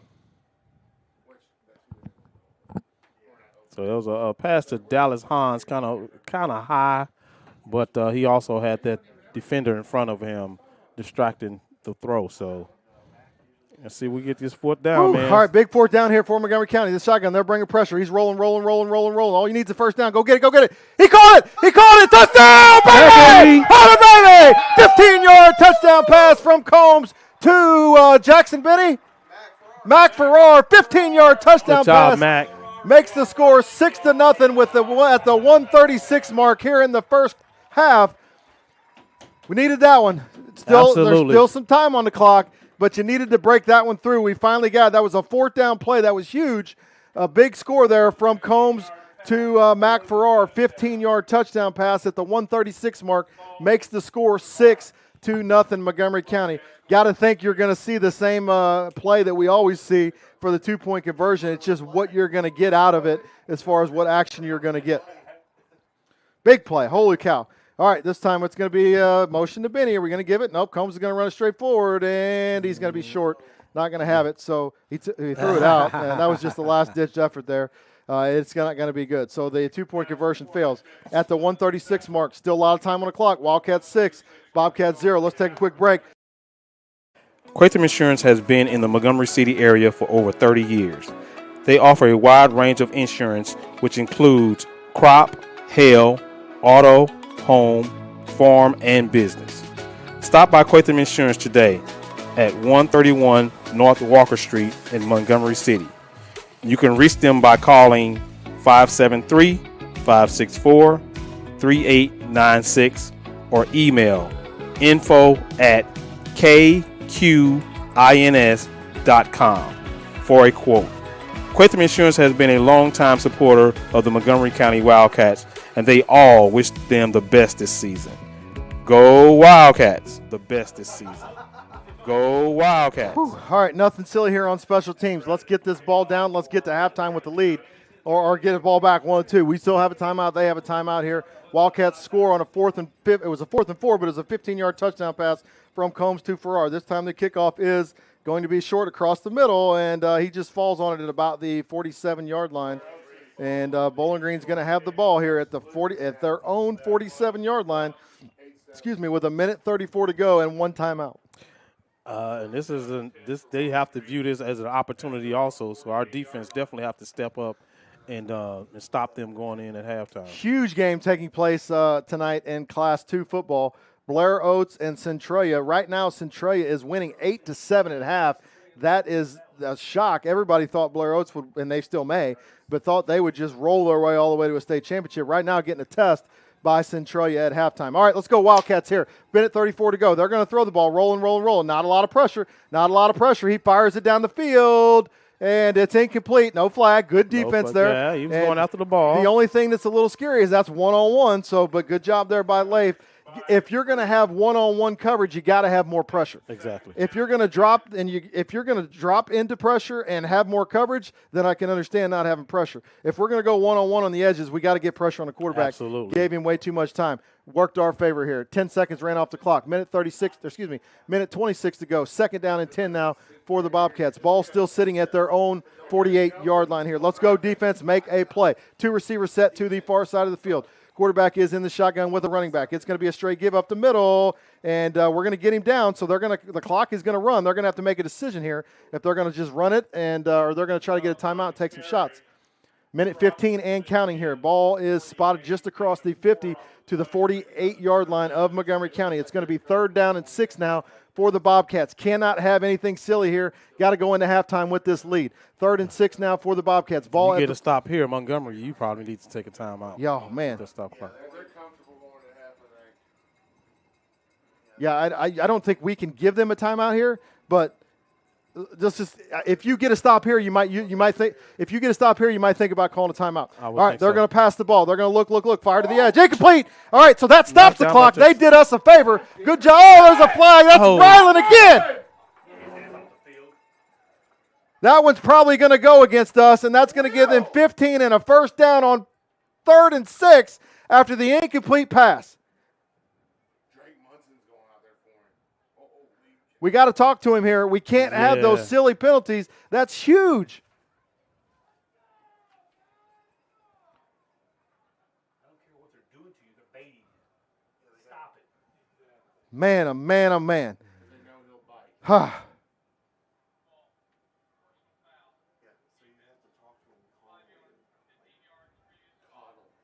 15-yard penalty, automatic first down, and they still got 41 seconds on the clock. So that takes the ball all the way down to the 34-yard line, 33-yard line of Montgomery County. And the play was over. He just ran up and shoved him down. The play was over. Goodness gracious.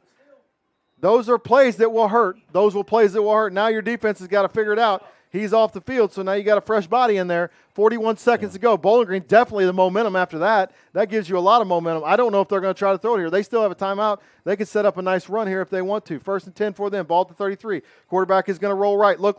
He's trying to throw back over the top, and he's got a man, and it's caught, and he's knocked out of bounds at about the 12-yard line, and that penalty is huge. And he out of bounds to stop the clock. 35 seconds. Stops the clock.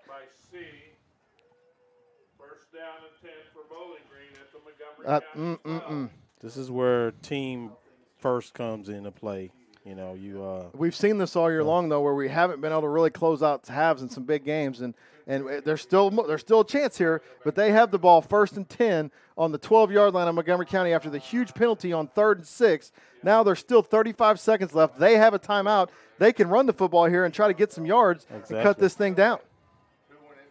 We need a play here, defense. Let's go. They're going to a power formation look here, and somebody's going to call timeout. They're going to use it. Oh, wow. I guess they got to. Wow. They don't need to.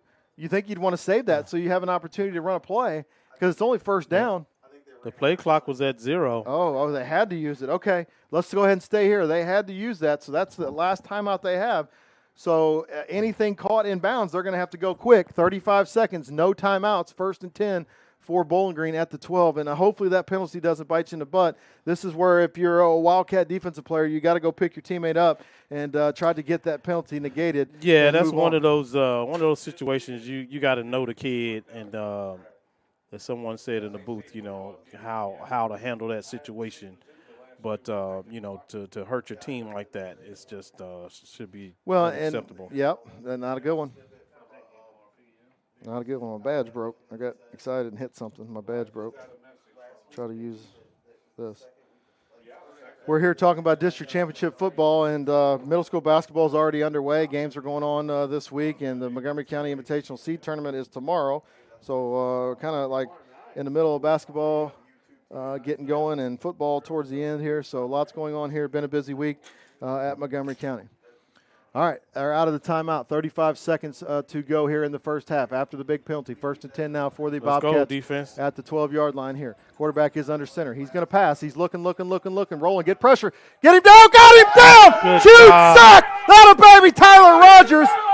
Tyler Rogers, huge sack. The clock is rolling too. Keep it up, defense. Let's go. Clock is down to 20. They're trying to get set fast. Got to think they're going to clock it. They're going to clock it and kill the clock with 17 seconds to go. That's where that timeout was huge. Yes. That timeout was huge. You got to have that timeout in your back pocket. So we had 17 seconds. Now they're back on the 24-yard line, which makes it a 3rd and 22. Yeah. All right, 17 seconds now. Still got to get a huge stop. They're got time for 2 plays. I think Ryland needs to put Tyler on his Christmas list. Two. They got to get to stop first. Well, yeah. Gosh dang.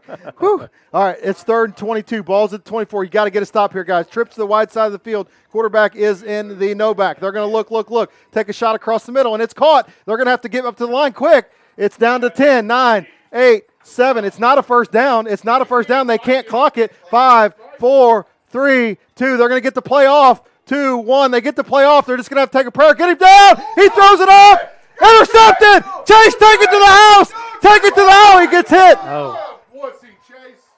And the ball's intercepted. He was hit as he threw. Chase is still running. They finally get him down at the 30. Defense comes through with a huge stop to end the first half. Holy moly. Woo! The quarterback was hit. He tried to make a play. The timeout in your pocket was huge. Absolutely. And that was all Jersey that they had to take him down. I'm glad it wasn't kind of on that edge of being a horse collar, but you saw like all Jersey when he pulled him down. So and it made him have to just throw it up in the air. Now Tyler Rogers gets on Ryland's Christmas list. Whew. Wow, great ending to a first half. And we put ourselves in a situation to give them an opportunity. Yeah. And our guy stepped up and made a play there and got out of it with an interception at the end of the half. And at first it looked like Chase had some room, and then it just bottled up real fast. He didn't go down easy. He drug him for another couple yards. So that makes the score 6-0. Again, this game was a totally different game last time we played it. It's 6-0 at halftime. It can go either way. No doubt it can go either way. Still a lot of football to go. Montgomery County does get the ball to start the second half. The clock is at 20. I need a break. 6 minutes to, 6-0. Montgomery County leads this one at half. Ron, it's all. American Family Insurance, Sarah Johnson Agency. Sarah is looking to build a long tradition here in the Montgomery County area, in insurance and as a Wildcat supporter. She has been part of this community all her life and want nothing but the best for you and your loved ones. Sarah offers life, home, auto, small business, and farm coverage. You can stop by 303 North Sturgeon Street in Montgomery City or call 573-564-2913. You can also email Sarah Johnson Agency at amfam.com.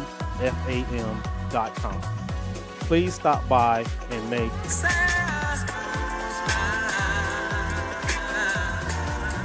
Sarah would like to wish the Wildcats the best this season. Go Wildcats. The way we use our homes is changing. At Central Heating and Cooling of Montgomery City, your local carrier experts, we are here to help to improve your indoor comfort. From optimizing the performance of your heating and cooling system to ensuring your indoor air is cleaner and healthier, we are committed to delivering premium comfort and helping you to breathe a little easier. Call Brian or Rick at Central Heating and Cooling at 573-564-3020. Central Heating and Cooling would like to wish the Wildcats the best of luck this season. Go Wildcats. Jonesburg State Bank was established in 1921. That's over 100 years ago. Here we are over a century later, still doing what we do best, supporting our local community in every way we can and giving them the best in banking. Whether you're looking for a new bank, a mortgage for your first home, a land loan, or maybe just a new bank that feels a bit more like home, Jonesburg State Bank is here to welcome you to the family. Find out about our Wildcat debit card and more at jonesburgstatebank.com. Equal housing lender, member FDIC. People's Savings Bank believes in supporting our community. One way we do this is through Your Way Rewards. In fact, since starting Your Way Rewards in 2016, People's Savings Bank has given over $34,000 to the Montgomery County R2 School District. How does Your Way Rewards work? Every time you swipe your People's Savings Bank debit card as a credit, People's Savings Bank will donate 5 cents to a local charity chosen from a list by you, the customer. Stop by any of our 12 locations to make sure you are signed up for Your Way Rewards. People's Savings Bank, the people you know and trust. Member FDIC. People's Savings Bank would like to wish the Wildcats the best of luck this football season. Go Wildcats. Quatham Insurance has been in the Montgomery City area for over 30 years. They offer a wide range of insurance, which includes crop, hail, auto, home, farm, and business. Stop by Quatham Insurance today at 131 North Walker Street in Montgomery City. You can reach them by calling 573-564-3896 or email info@kqins.com for a quote. Quatham Insurance has been a longtime supporter of the Montgomery County Wildcats, and they all wish them the best this season. Go Wildcats! Schlenker Funeral Home was originally founded in 1946 by E. Boone Schlenker. They are a family-owned business that has been serving Montgomery County and surrounding area for over 75 years. Their professional, caring, and experienced staff are committed to providing every family with the comfort and guidance that they need to plan a memorable tribute for their loved one. You can reach them by phone at 573-564-2350 or by email slankerfh573@gmail.com. Schlenker Funeral Home wishes the Wildcats the best of luck this season. Go Wildcats! Scott Agency Incorporated has been part of the Montgomery County community for nearly 90 years and has been a longtime supporter of the hometown Wildcats. Scott Agency offers a wide variety of insurance, from home and auto, farm and business, and they also have life and health options. Stop by Scott Agency today at 408 North Sturgeon Street in Montgomery City. Call them at 573-564-2237 or send them an email at info@scottagency.net for a free quote. Scott Agency wishes the Wildcats the best of luck this season. Go Wildcats! Cats the best of luck this season. Go Wildcats! Okay, we're back here. Friday Night Football, Montgomery County High School, Jim Blacklock Field. It is district championship Friday. Wildcats up 6-0. Take some momentum into the locker room. Had a scare there at the end, but hey, came out with that the stop. So, okay, so I have an interview that surprisingly I realized I hadn't interviewed this coach in the 3, 4, 5 years that I've been doing this, and I was pretty disturbed by that. I was like, wait a minute, why I didn't? And you'll probably learn why during the interview. But I interviewed Don Moultrie, a great coach here at Montgomery. He just came off a state run with the softball team, and he's looking forward to the baseball team. So I'm going to go ahead and play his interview and enjoy. Okay, I am here with our head baseball coach, Don Moultrie, also our assistant softball coach. So first, Don, thanks for joining me, Don. Appreciate it. Thanks for having me. Okay, so first let's talk about that ride with the softball team, man. How good was that? Yeah, it was very exciting. Just to see the kids and the community, how they rallied around us. Everything from the bus ride through town, going through the schools, giving high fives to all the little kids, junior high kids, high school kids, and then just seeing the community outside their businesses, waving us, telling us good luck, goodbye with signs and all that. It was very exciting. Exactly, and I experienced that with the basketball team, so I know that feeling, man. And it kind of get emotional a little bit because you're excited for the kids and the community, and it was such a great turnout down there too. I was really surprised how many people turned out at the game. Yeah, in Springfield, kids, adults, everything. They even had football practice early, so those kids could come down and stuff. So that was a great ride. Of course, didn't turn out like we expected, but as I spoke with Audra about it, you got a young group, and it's not guaranteed. They still have to work hard and do the things necessary, but it is pretty refreshing to have that young group, and they've had that experience and coming back. Yeah, we got some younger girls that are coming up, but maybe fill some of the holes up and just start coaching them soon and get them ready. Absolutely. Young kids. Absolutely. And not to say that you guys don't, but doing a lot of off-season stuff will definitely help that also. Absolutely. So hopefully you can get some girls in there doing that. Definitely key, yeah. Okay, so let's talk about baseball. Listen, let me say this. I've never interviewed Don, and he pointed that out to me, and I actually felt bad about that. I'm like, why haven't I? And I was thinking about it, and the only thing I could come up with is he's like a Kansas fan, so maybe that was.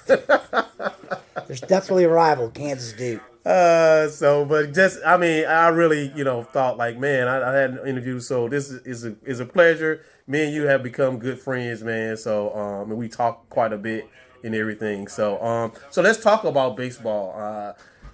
this ride that football is on. I mean, they're winning. They're playing for a district championship. A lot of those kids you have playing baseball. Absolutely. Yeah. We always talk like Adam and probably you, all the coaches. Like football sets the tone for the year. And they win.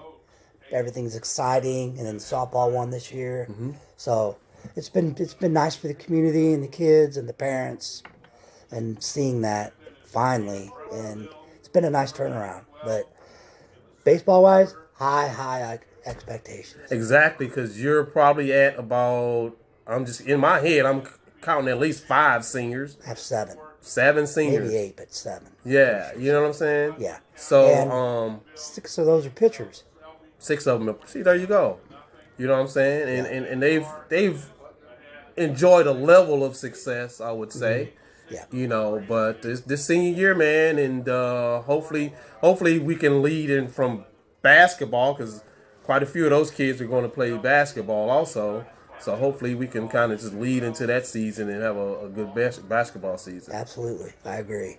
Okay, so let's talk about your years of coaching, because I was surprised to learn like all the stuff you've coached. I remember you kind of helped with baseball because, you know, we didn't talk about that. I was screwed out of a job, but basketball. Yeah, basketball. So, but, you know, you help with basketball, but, you know, I learned you help with football and everything. So let's kind of go through that. Yeah, I've been here 19 years, almost 20. I've coached football, I think 8 years. I was the offensive coordinator, assistant head coach. Been head baseball coach forever. And then the last 5 years I've done softball, assistant softball. But I don't know, it's been a great ride. I mean, I love the community. I first moved here 20-something years ago. I said, I'm leaving after a year because I'm from St. Louis. Okay. And I stayed because I like the community and I like the people and I like the kids. Okay. There you go. Hey, I've been here 14 so far, so I know exactly what you're talking about. You know, it's that community feeling. I mean, you have your ups and downs, of course, but all in all, man, these good people, good kids, and you can just enjoy, you know, being around. Yeah, that's why I stayed.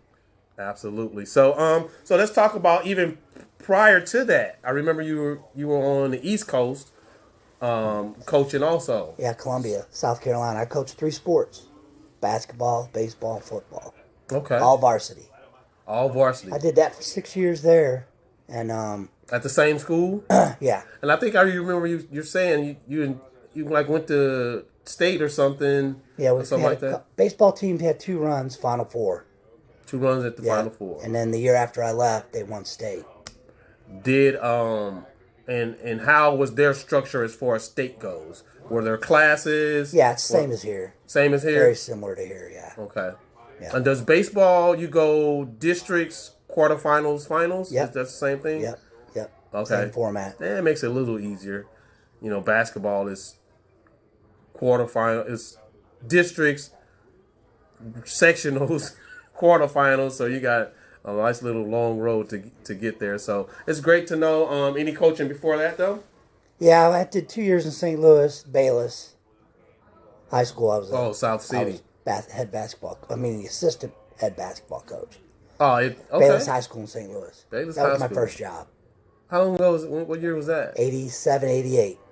87, 88. Man, I was still in high school. Dude, you old. Thanks for saying that on the radio. Hey, that's one of the reasons I knew I was very aware how old I am. That's one of the reasons I wanted to definitely do this interview, because me and Don, man, we kind of go at it a little bit. I have him cracking up, and he gets on me a little bit. So we definitely chip on one another. Okay, so let's talk about. We talked about the atmosphere. Do you see this senior class? Let's talk about the leadership role that they will need to play in your upcoming season. Individuals or just just what you see in the seniors you have. I know Chase Quatham is definitely he's really a lead by example kind of kid because you know he's going to give you 100% like give every you everything time. he's got. Yeah, you know. But now, as far as the mental and the side that, as far as baseball IQ and all that, Colby Ellis is our leader when it comes to stuff like that. Awesome. He handles the pitchers well. He calls all the pitches because I trust him. He does a good job of that, and he does the work. So, and he's willing to make sacrifice for the team, and that's what good leaders do.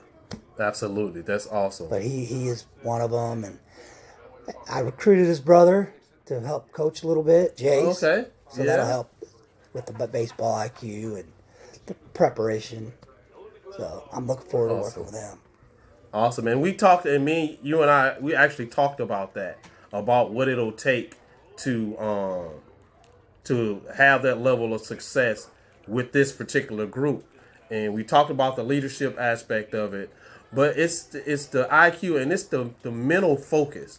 You know, you really have to be, during the season, you know, you have to be focused, you have to be determined, have that goal in mind, and it takes a lot to do that. And that's discipline. And that's one thing toward the end of the year last year, we were 13-3 at one time, and then we had some injuries and then some discipline things, and then the season got away from us. But our focus this year is going to be discipline, and on the field, off the field. There you go. And, so and you that's gotta have that. And what that helps with is the focus. Once the discipline is there, you get the focus, and then you know you go from there, and there's no way to go but up. Yeah, everybody's on the same page. You stay on that page. Absolutely, absolutely. And that's when, and also, you know, being a coach myself, I know that there's a lot of behind the scenes stuff where the kids are involved themselves, and you know it's going to be important for them to keep each other in line. So that's going to be a big thing that you might want to preach to them, or even pull those leaders aside, like a Kobe Ellis or Chase Quatham, and say Noah, you know, pull those guys aside individually and say, hey, it's going to be up to you guys to keep those younger guys in line and also keep yourself in line. Yeah. You know, with what you're trying to accomplish. That's the thing. All the years, all the experience I've had, you see it in practice. And if you see it in practice and it happens in a game, it's going to explode. Yeah. If it's bad, good, whatever. Exactly. So that's where it starts. Practice. Discipline. Absolutely. I preach that in basketball practice almost every week, and I reiterate it. And I want to get hopefully coaching the freshmen. That's the one thing I want to get in their head is like, you getting our lazy passes, being lackadaisical, all that stuff translating to playing in the game. Absolutely. You know, you got to take the shots and the passes and all that stuff you make in practice. You do it in practice because now you don't even have to think about it in the game. Yeah, absolutely. It definitely carries over to the games.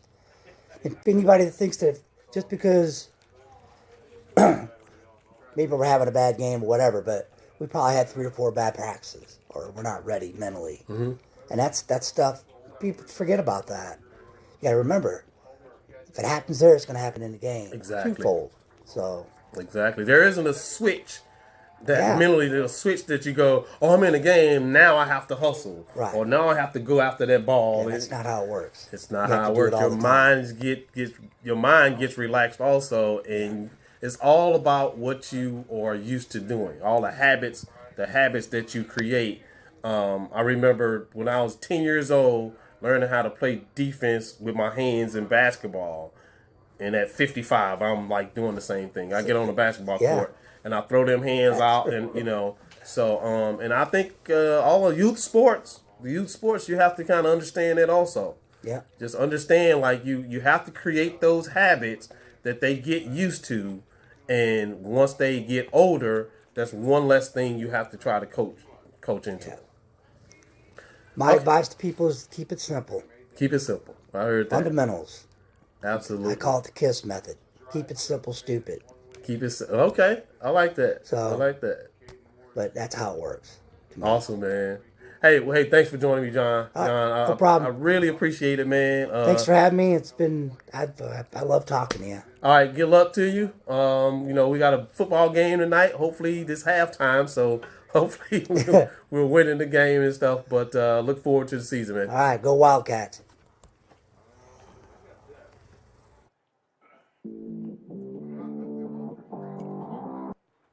Okay, that was Don Moultrie, our head baseball That's not coach. nice. Holy smokes. What was that? Hello. Yeah, I don't know where that came from. Okay, that was Don Moultrie, our head baseball coach and assistant softball coach.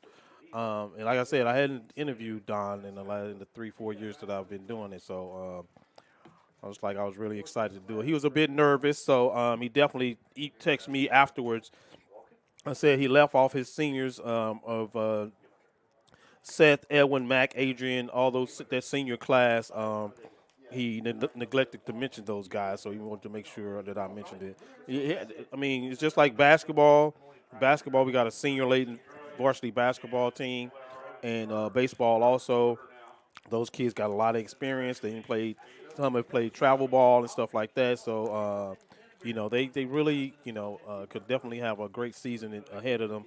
But as we talked about, they got to keep their head in it, keep motivated, and it's all about that discipline, doing the things that you need to do to accomplish the goals that you set for yourself. So, hopefully they go in with that mindset and try to build on the success of all the Montgomery teams that are enjoying some success this year.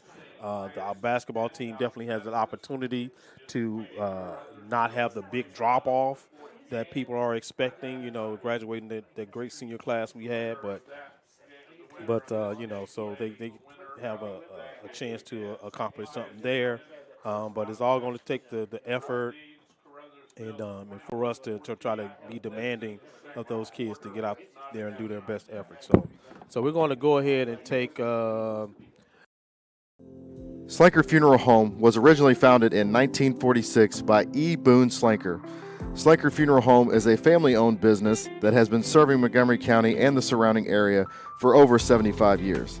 Their professional, caring, and experienced staff are committed to providing every family with the comfort and guidance that they need to plan a memorial for a lasting tribute for their loved ones. You can reach them by phone at 573-564-2350 or by email at slankerfh573@gmail.com. Slanker Funeral Home wants to wish the Wildcats the best of luck this season. Go Wildcats. The best of luck this season. Go Wildcats. Okay, and we're back. So, as predicted with my interview with Don, we are winning Wildcats 6-0 over the Bowling Green Bobcats. So, again, we getting the ball coming out at halftime. Great momentum, had the score, and then you had the unfortunate penalty, but then you had the big stop by the defense. So, as I said, Tyler Rogers, you should be expecting a great Christmas present from Ryland there. But again, that's a product of actually being in the game and motivated and excited. So I want to get all over Ryland about that. It was a mistake that he made, and hopefully we get over and just have a clean game the rest of the game. So so no harm, no foul, and we're now going to get ready for the second half. It's about 40-some seconds left till we kick off. We usually get some stats and stuff from Coach Brake, but Coach Brake's like, hey, I'm doing the announcing. He hasn't did a lot of adding and subtracting for as far as the yards and all this stuff is going. So, but it's always great to have Coach Brake. So if you're listening to if you have the Mission TV feed, you're definitely hearing Coach Brake because that microphone is hooked directly to the huddle camera, so you're getting all the outside noise.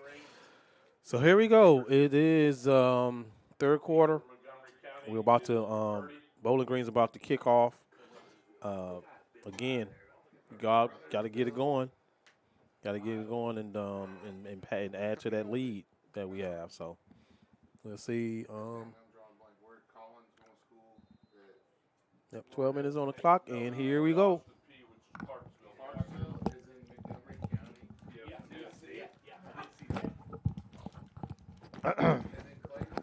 All right, high kick here to start the second half. Then let's go. Busted. He's going to bust it. Take it to the house, baby. Cross the 30, 20, 10. Touchdown, Leif McCurdy. No flags anywhere, right?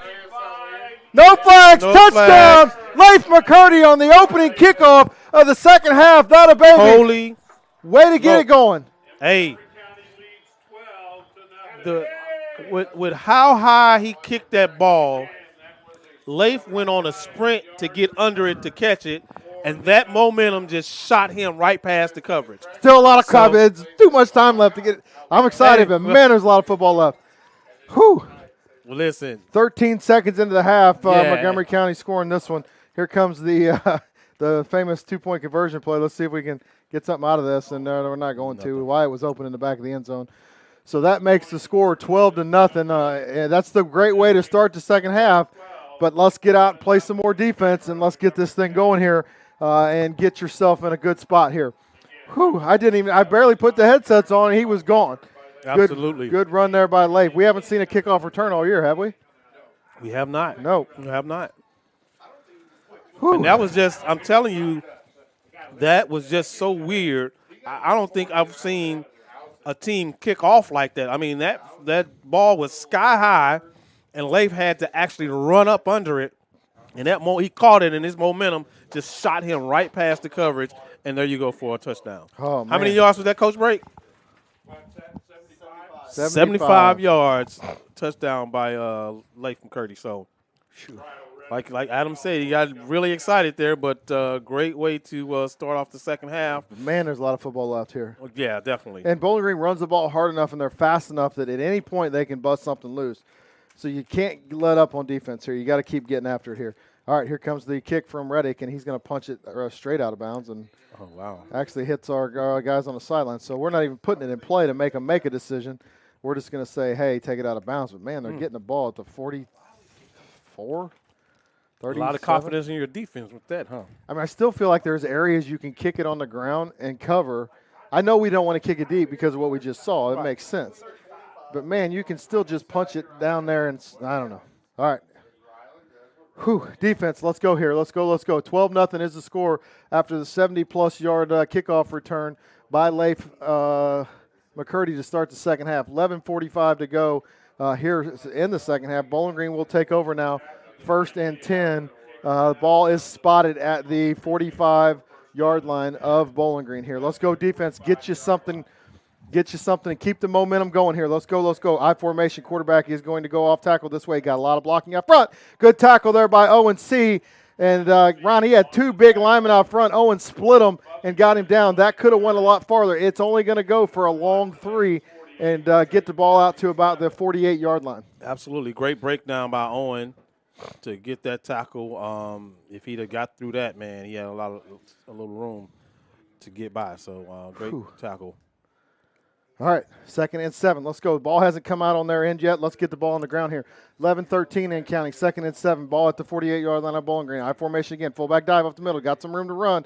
He's running. He's still running, and he's a force that they didn't have last time, and that's a huge run for them. It's going to be a first down run out across the Wildcat 40-yard line to about the 39 of Montgomery County, and they just rumbled and stumbled behind him. He's kind of limping a little bit. We'll see how that shapes out here to start the second half. There's a big kid. What is that? Oh, Gary Welch. Yep, and we can't. He's just an 11th grade kid, too. Can't let him just go down and get the momentum right back. Need a play here to 1st and 10 now. After the big run, ball at the 39-yard line of Montgomery County. Still I formation here. This time it's going to be off tackle. Nope, he's going to pass it. He's looking. Quarterback slings it out to the edge. Did he catch it? It's going to say a catch. It's right at the sticks. So a couple big plays for Bowling Green here to start the second half to try to get some momentum back. A couple of first downs, man. Yeah.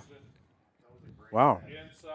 That was a low pass. I think he was already on the ground. He caught that. I mean, it was a great catch by the young man keeping possession of that ball. So that's going to move the sticks. 10-yard gain for them. Ball goes from the 39 to the 29. They're trying to fire right back. Got to keep them out of the end zone here to keep the momentum. 10:22 and counting here in the third quarter. 1st and 10 now for Bowling Green. Ball at the 29-yard line of Montgomery County. Montgomery County leads this game 12-0 here in the third quarter. I formation again, fullback up the middle, and he's pounding. He's going to pound out about 4. Give him 4. Yeah, it looked like they're marking it at the 25. He's still hobbling around a little bit. He doesn't look like he's 100%. And I knew he had an ankle injury a couple weeks ago, so he's still going hard. Good young man there. He's out there giving it his all with a sore ankle. So 2nd and 6 now for the Bobcats. Ball at the 25-yard line now of Montgomery County. They're putting together a good drive here. Need to find something here to stop this here. 2nd and 6, 9:37 and counting. Got a man in motion out to the far side. Still in the I formation.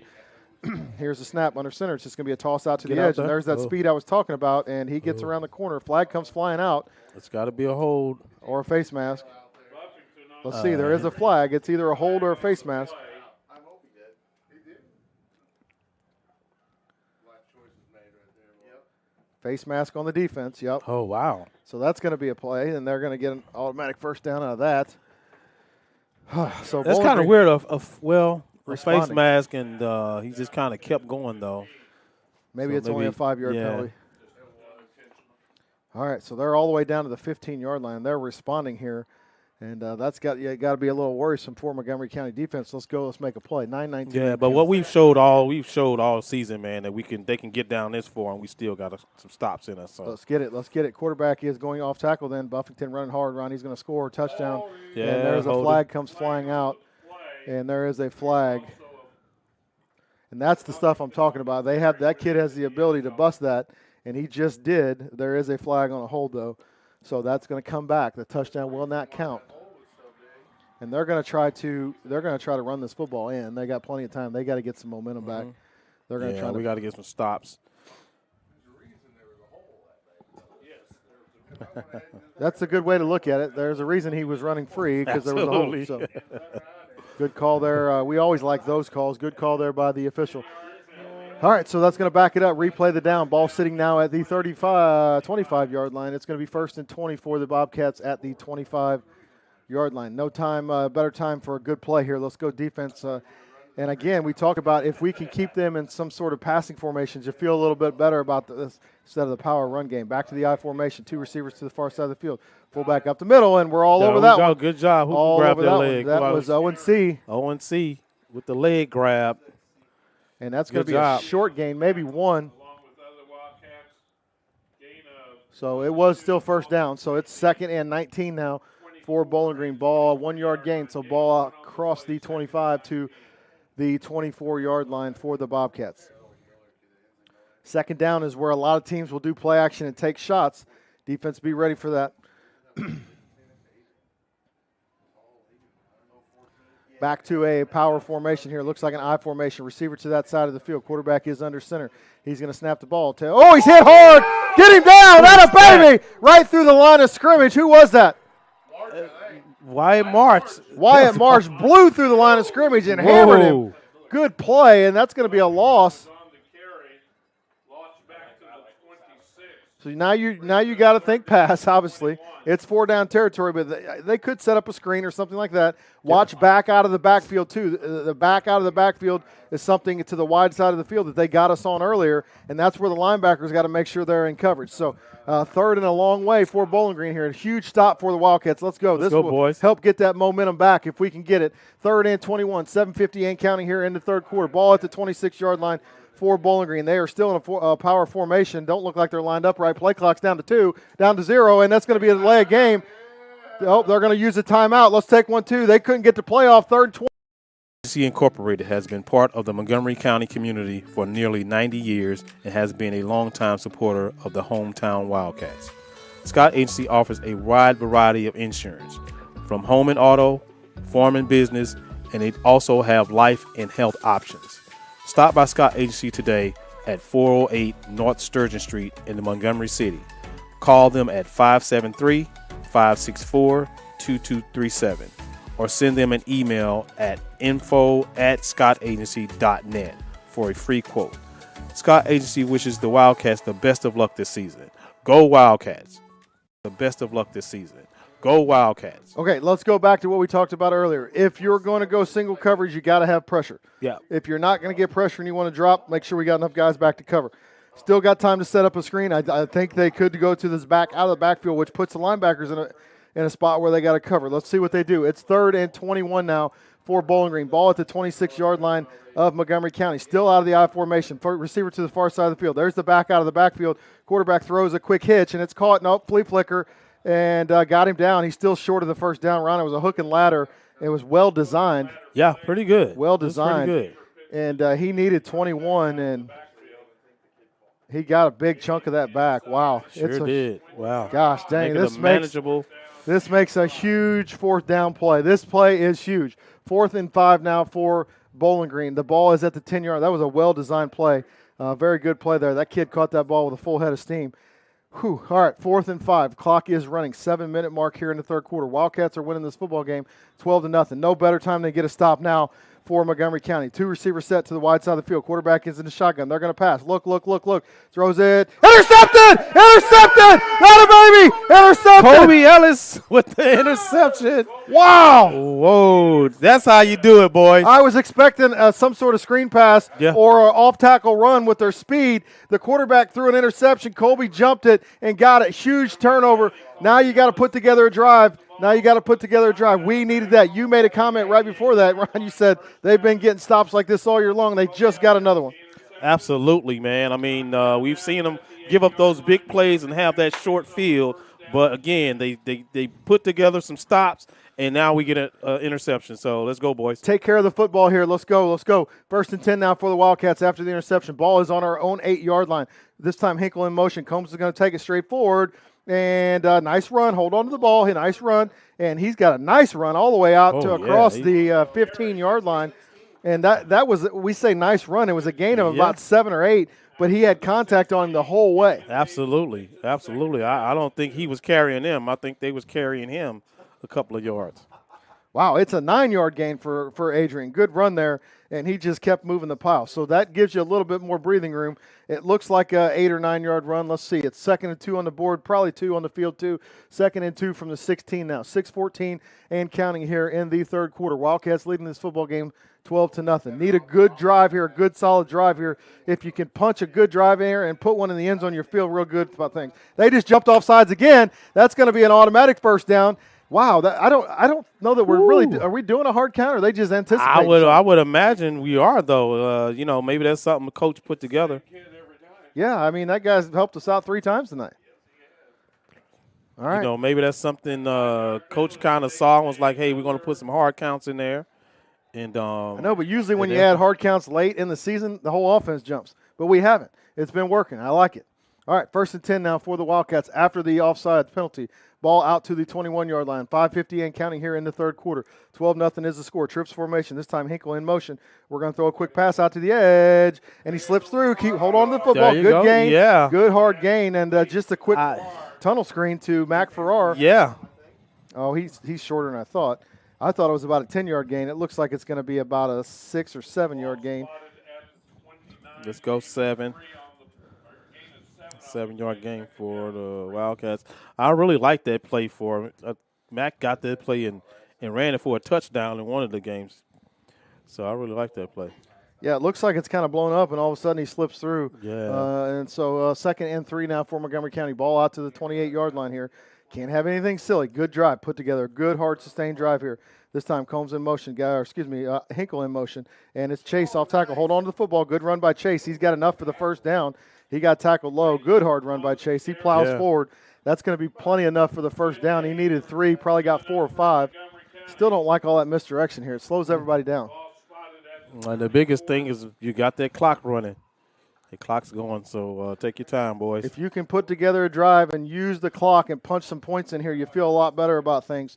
Don't really need to take a big shot here. Let's try to move the ball a couple yards at a time. All right. 1st and 10 now. Ball out to the 34-yard line of Montgomery County. Started all the way back on our 6 or 7-yard line. This time Combs in motion. He's going to fake underneath. Right back to Mac, and he makes a man miss down the sideline. Oh, he gets knocked out of bounds at the 50. Mac. Woo, baby. He looked like he was toast, Ron. He was toast. Yes, because you had two defense guys standing there kind of watching him, waiting to see if he gets the ball. So he gets the ball, and they're too far to get to him, so he runs up the sideline for a first down. Big run. Ball sitting Big run by Matt. right on the 50 now. So, again, get a good drive going here. Get a good drive going here. Keep it going. 1st and 10 now. Ball sitting right on the 50-yard line.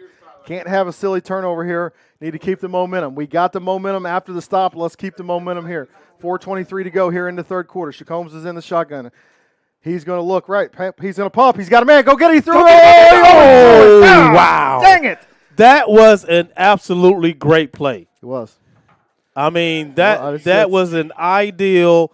The first play set up the second play because he pump faked it to Mac on the sideline and oh man, just overthrew him. That's three balls tonight that I can remember that were overthrown by 2 or 3 yards that could have been touchdowns, and we're just not hitting that pass. That was tonight. great. That was absolutely great. Just not hitting that pass right now. 2nd and 10 for the Wildcats. Again, the ball sitting right at the 50-yard line. Combs is in the shotgun. He's going to roll to the left and make a move. He does make a move. Breaks around the corner. Get loose. He's still running. He stays in bounds. It's going to be a first down run. He needed 10. He got about 16 or 17 on the run. I had my eyes on that white hat, man. He was so looking. He was thinking he was seeing some things, and I saw like a foot being held, but he let it go. All right, 1st and 10 for the Wildcats. Ball now. Here comes the pressure. Rolling right, rolling right, rolling right, rolling right. Don't say anything silly. Don't get anything silly. Go get it. Oh, what are we stopping for? Go get the ball. Oh, man. The defender stopped, and we were right there, and we didn't find the ball. I think it got lost in the lights, Ron. Probably. They turned around and looked, and everybody just stopped, and the ball fell right in the back of the end zone. And what I'm guessing is they looked up, and the ball was up in the lights. Man, that was open, and he just the defense stopped, the offense stopped, and the ball just fell to the ground. Oh, wow. All right. Whew. All right, nothing hurt. They put together some great plays here, though. Let's get a good run here. 2nd and 10 now for Montgomery County. 4 minutes to go here in the third quarter. This time Combs again around the edge and breaks a tackle. Cut it up. Hold on to the football. He does. Still running. He might have the first down. That is a good, hard run. He needed 10, Ron, and pounds out about 11. Turning those yards out, man. Wow.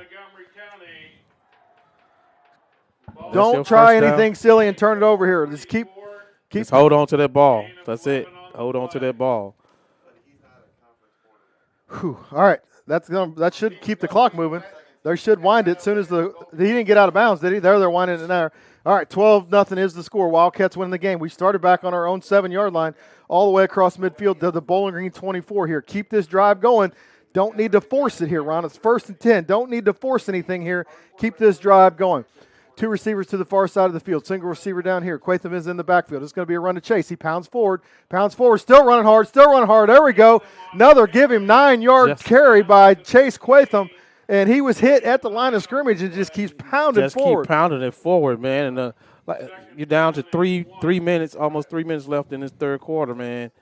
You got to put points on the board. Yeah. They're going to call a timeout. They need to get this figured out. Wow, good drive so far, but if you can get a good drive like this and put one in the end zone, man, that's a dagger. Let's take a quick break. We'll be right back here. Quatham Insurance has been in the Montgomery City area for over 30 years. They offer a wide range of insurance, which includes crop, hail, auto, home, farm, and business. Stop by Quatham Insurance today at 131 North Walker Street in Montgomery City. You can reach them by calling 573-564-3896 or email info@kqins.com for a quote. Quatham Insurance has been a longtime supporter of the Montgomery County Wildcats, and they all wish them the best this season. Go Wildcats! Best this season. Go Wildcats! Huge opportunity here for Montgomery County. Absolutely. Ball's down to the 15-yard line. It is 2nd and 1. Waiting on the team to get back out on the field. Ron, this is my 5th bottle of water tonight. Since the broadcast started, this is my 5th bottle of water. I'm getting after it tonight. 3:14 to go. We're back onto the field. Combs is in the shotgun with Quatham here. And Bowling Green's probably going to start bringing some pressure here. And this time just pounded forward. Got the first down. Still chugging along. Nice run again. And pounds out about 6. Oh, the flags come flying. Is that us again? I think it goes both ways. 2 flags, I think it's going to go. Why are we having these issues? Wow, yeah. Let's see. It's after the play. We just got a nice run for a first down inside the 5-yard line, and here come the flags again. 54, I thought it was. Let me see. Let's see. They're getting ready to make the call. Tyler. I think it's going to go both ways. Oh, it's on the defense. It's going to be half the distance. Hold up. You got to see if you. Oh, it's on the defense. They're moving it down half the distance. Okay. So now the ball is inside the 5. Okay. At the 4-yard line. Wow. Yeah. So they finally caught them. All right, let's quit messing let's quit getting in those tussles and get out of the way. Wow. We caught a break there, Ron. Wow. Whew. All right, so now it's going to be 1st and goal from the 4-yard line after the penalty. That penalty went half the distance, an automatic first down. 1st and goal from the 4. 3 minutes to go here in the 3rd quarter. Wildcats winning this football game 12-0. This time Combs is in the backfield at quarterback with Quatham. 2 receivers to the short side of the field. Here's the snap. It's going to be a give to Chase, and he tries to stick his nose in there. He's not going to get much. Well, probably get a yard or 2. Did he get a yard out of it? At least a yard out of it. He got a yard. All right, so let's give him a yard. And he just kind of decided from the get-go he was going to stick his nose in there and did. Got stood up, fell forward for a yard. So that ball spotted now at the 3-yard line. 2 minutes and 25 seconds to go here. Back to the line of scrimmage quick for Montgomery County. This time Combs around the edge. Turn it up. Touchdown, Combs! Montgomery, Adrian Combs, 3-yard touchdown run around the edge. We got to the line fast. And they weren't ready, and they thought we were going to go straight up the middle. We tucked it around the side. 3-yard touchdown run by Adrian Combs at the 2:18 mark. Makes the score 18-0 Montgomery County. There we go. A different game from last time, but it's a way different game. It's still not over. Yeah. Way too much time left on this clock. Still 2 minutes to go here in the 3rd quarter. Still got the whole 4th quarter of football here. 18-0 is the score right now. Montgomery County winning this football game. Back to the same stuff we've been doing here. And actually, we're going to switch it up a little bit. We're going to throw it. And looking, throws it to the back of the end zone. Caught! 2-point conversion is good. That's huge. That makes it 20-0 at the 2:18 mark here in the 3rd quarter. Ron, if there's a drive to think about that happened all season long, and again, there's still a lot of football left, but that drive right there could define this football game. Absolutely. We started, got the interception, started on our 7-yard line, and nickeled and dimed all the way down the field, punched it in from 3 yards out, ran the whole 3rd quarter off the clock, not the whole 3rd quarter, but most of it, and ended up with a score. That is a picture-perfect drive in the 2nd half after coming off the 73-yard touchdown run. Absolutely. And they gave us a second chance by getting the holding penalty. They score a touchdown, get a holding penalty that puts them back. So then that gives you a second opportunity to get that stop, and that's exactly what we did, and we turned that into a score. Coach Bragg just said 96-yard drive, 12 plays, and how much of the time came off here. So lots here. The 2-point conversion was huge. That makes the score 20-0 Montgomery County here. All right, 2:18 to go. We're going to be kicking this one off. Ryland's kicking it off. Ball spot at the 40. There ain't no grass left at the 40 anymore. Ball sitting on the dirt. He's got it on the tee actually here. It's going to be a little higher kick. It's still going to go right out of bounds. And, man, okay. So that's going to come out to the 35 unless they make us re-kick it. I'd rather give it to them at the 35 than the 47 or 48 that we've been doing. So, I mean, I think we've kind of got to the point where they're going to make us re-kick. Yeah, I mean, why not? I mean, they kick it out again. Where you get it? I know, but if they keep making us go back, all of a sudden now they're going to get really great field position. So by doing that, they get you in a situation where you got to keep the ball in bounds. Mm-hmm. If I'm them, try to get it through the front line and bounce it around the 40. Yeah, just kick it on the ground. Let it tumble around, and that second tier of guys get it, and just make sure your coverage don't outrun the ball. Oh, man, it's kicked it out of bounds again. What are we doing? Now we're going to move it back to the 30.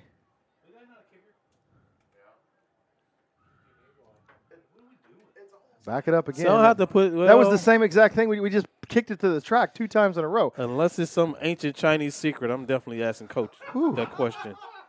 Well, that question. I don't think it's. I think the first time maybe, but I don't think he said, "Hey, do the same." Obviously, well, he didn't say, "Hey, do the same." I'm not saying you were thinking that, but he did looking around and saying, "Man, do the same thing you just did." So he's got. Ryland's got to make a play.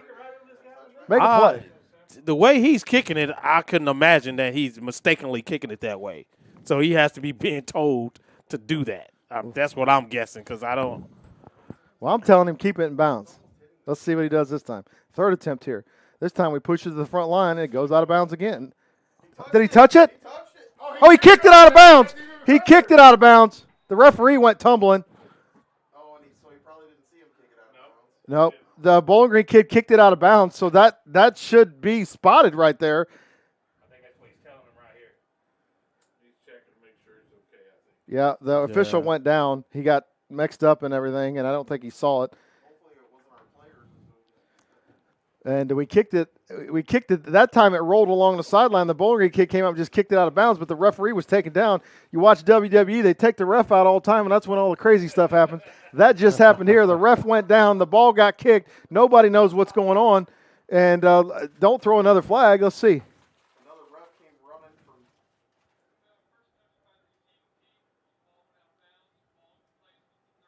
All right, that'll work. They said they touched it, so they're going to put it out at the 38. The 38's where we've been aiming the last 4 times, so we're going to finally get it back there at the 38-yard line. 20-0 is the score. Minute 59 to go here in the third quarter. Finally, after 3 tries, Bowling Green will take possession at the 38-yard line. Yeah, that's a hard strategy to accomplish there, man. Still a lot of time left in this football game. Let's absolutely. Still got to put some stops together. Defense, keep the momentum. Stay You got focused. it in your pocket right now. Keep it. All right, Bowling Green going to a shotgun look here. 2 receivers to the side. They're going to give it up the middle. And right there to meet him is Wyatt March. And he's trying to get the ball out there. Trying It's to snatch that ball out. Little to no gain.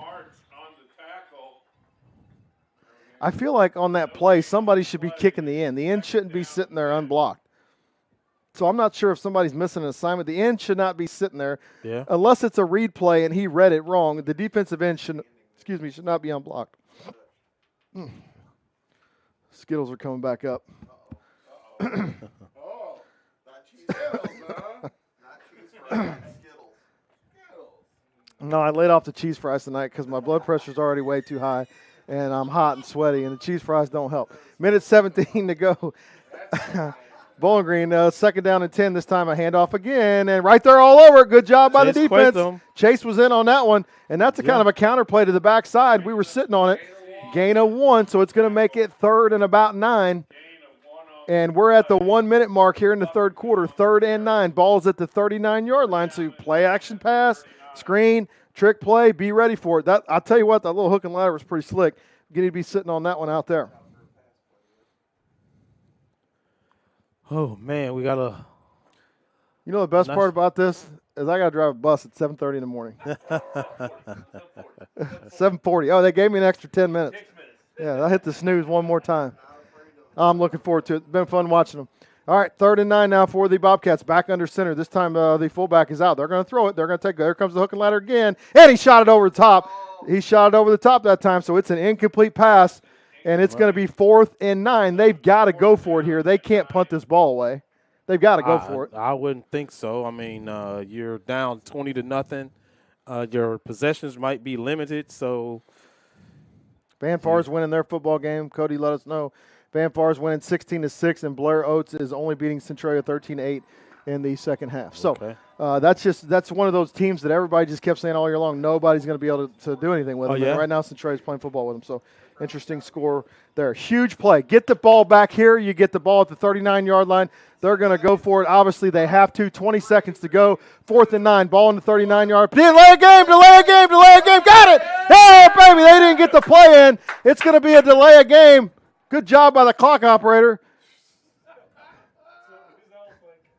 you. It's you over here. Your clock. You know what he's talking about. No, that was a joke. The officials are watching the play clock, so they know.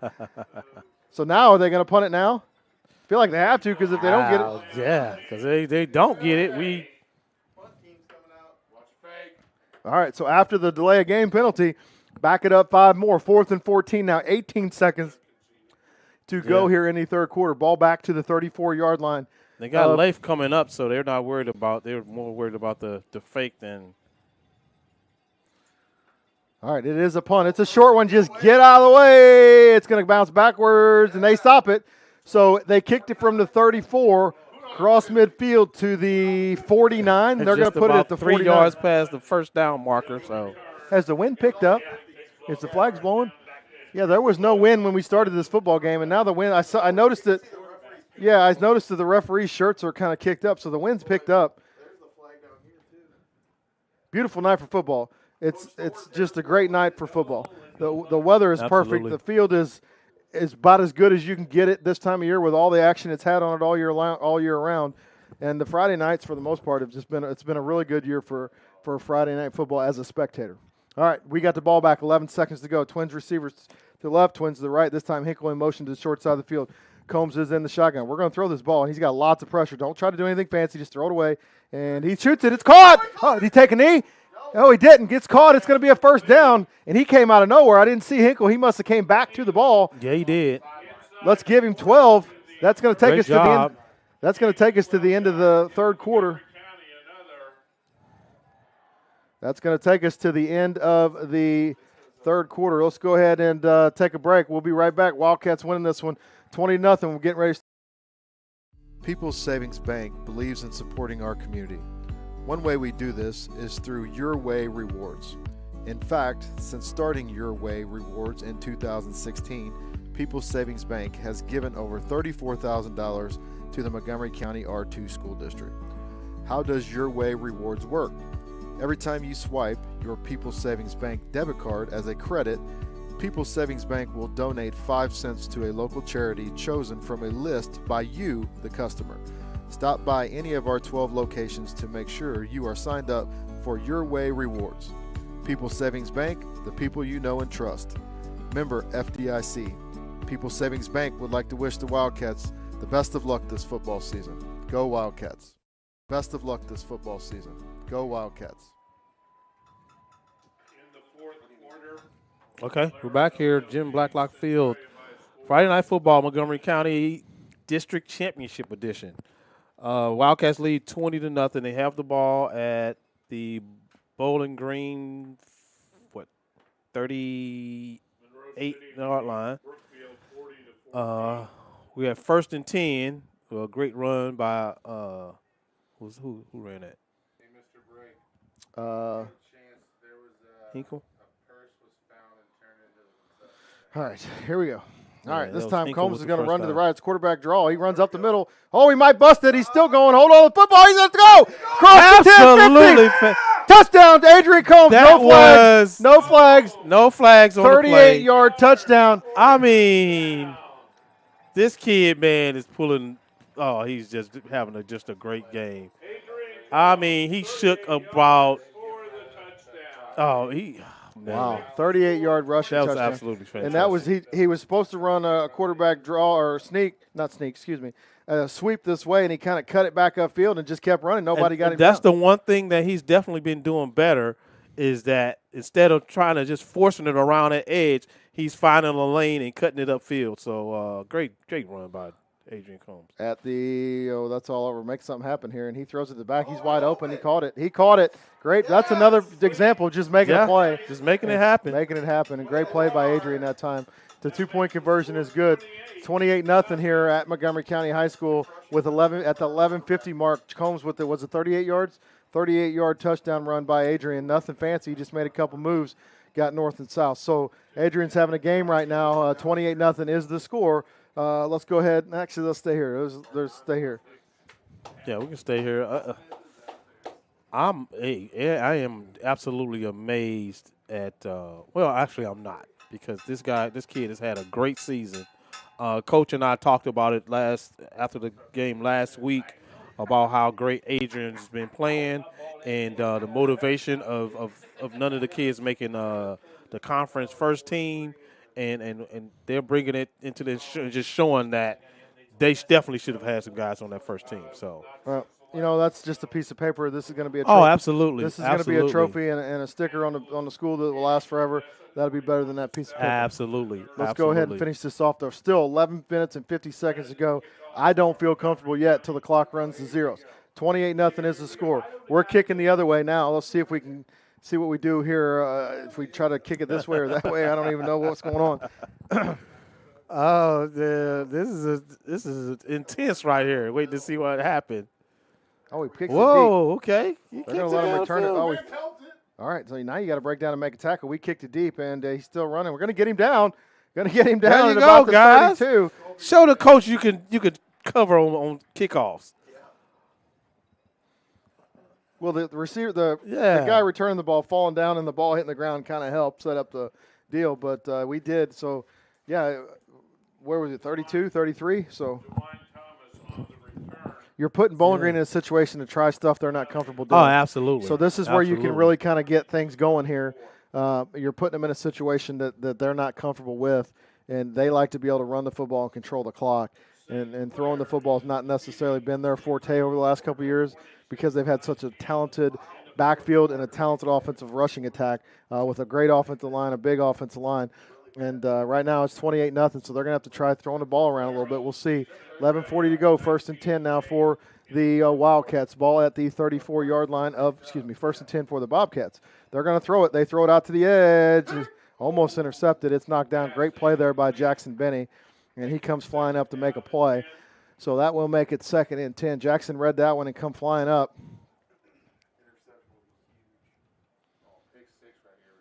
So nothing doing there. 2nd and 10 now for Bowling Green, 34-yard line. The ball is where it was when we started this drive. 11:35 to go. 28-0 is the score. Defense, keep it going, keep it going, keep it going.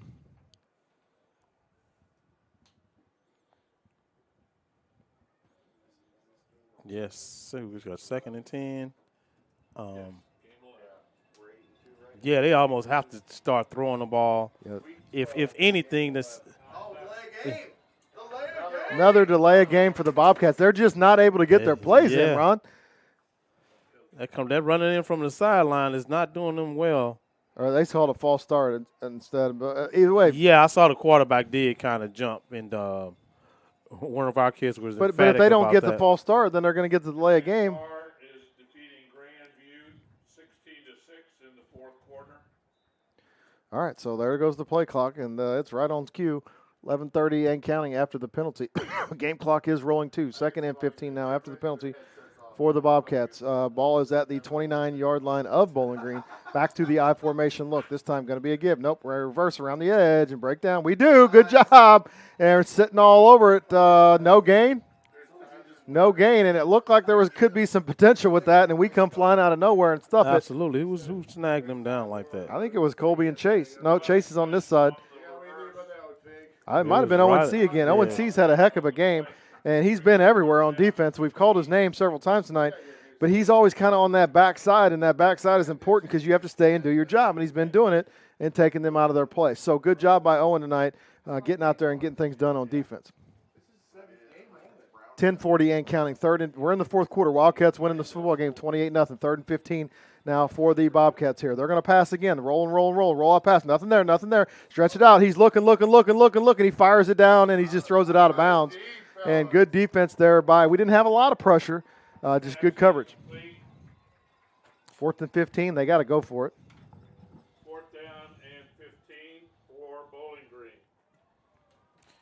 So my brother's keeping me updated on my nephew. My great nephew actually is a running back for CBC.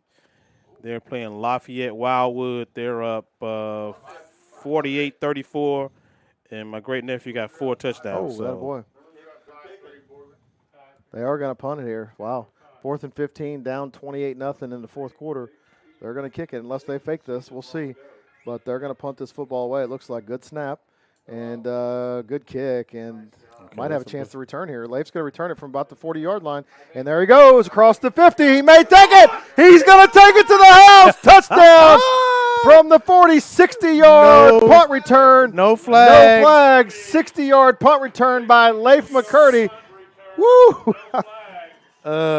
So note to opposing team. do not kick the ball where Leif can catch it and run. Ron, this point is huge. This is a running clock point. If you get this 2-point conversion, the clock will run. And you're starting to feel a little bit better about things. Starting to feel a little bit better about things. Little bit.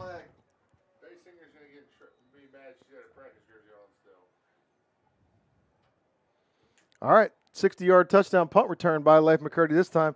34-0 is the lead by the Wildcats, and this time Combs is going to run around the edge. Is he going to pitch it? Nope, he's going to turn it up. 2-point conversion is good. After running him over, 2-point conversion is good. The score is 36-0. That means continuous clock once the ball is kicked.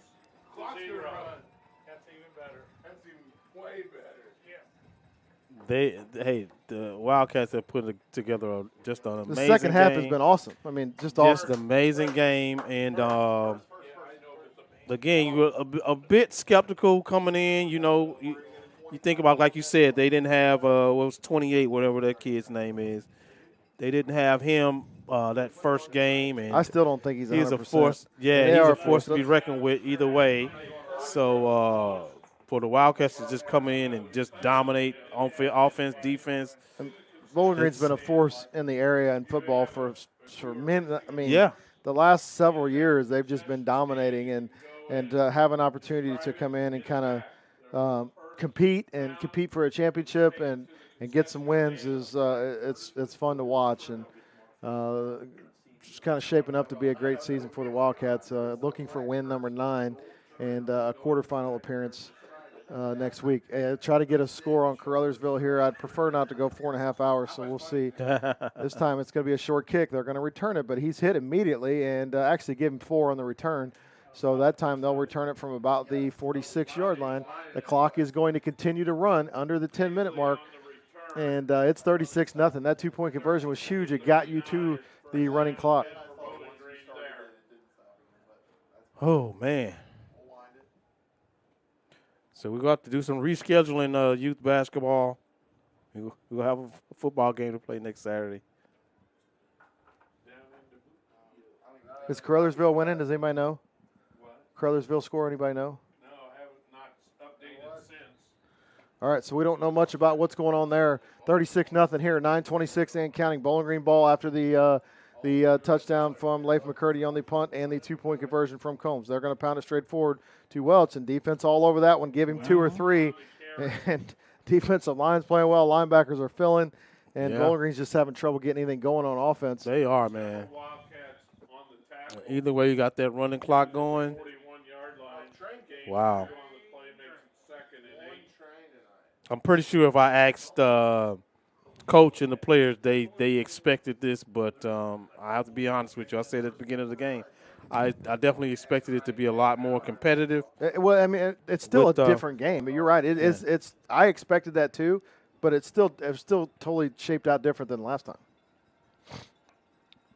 There's a pass this time to the back out of the backfield, and he's open, and we're going to get him down right away. And that time, Leif McCurdy coming in and making a play. And Ron's point is right. Like, I mean, you want to have that confident. I was nervous because I knew that they had some kids back. I knew they've had a couple wins under the belt. They're playing well. They had some momentum, and they've been in this position before several times. Absolutely, you know? Absolutely. And the last how many years have they been in this game? So that experience is something that is valuable too. Exactly. So it's just.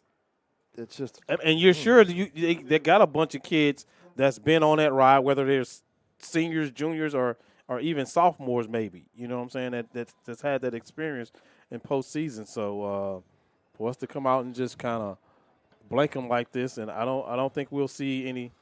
Get him! Got him down! Sack! They're trying to throw the ball. Who's that?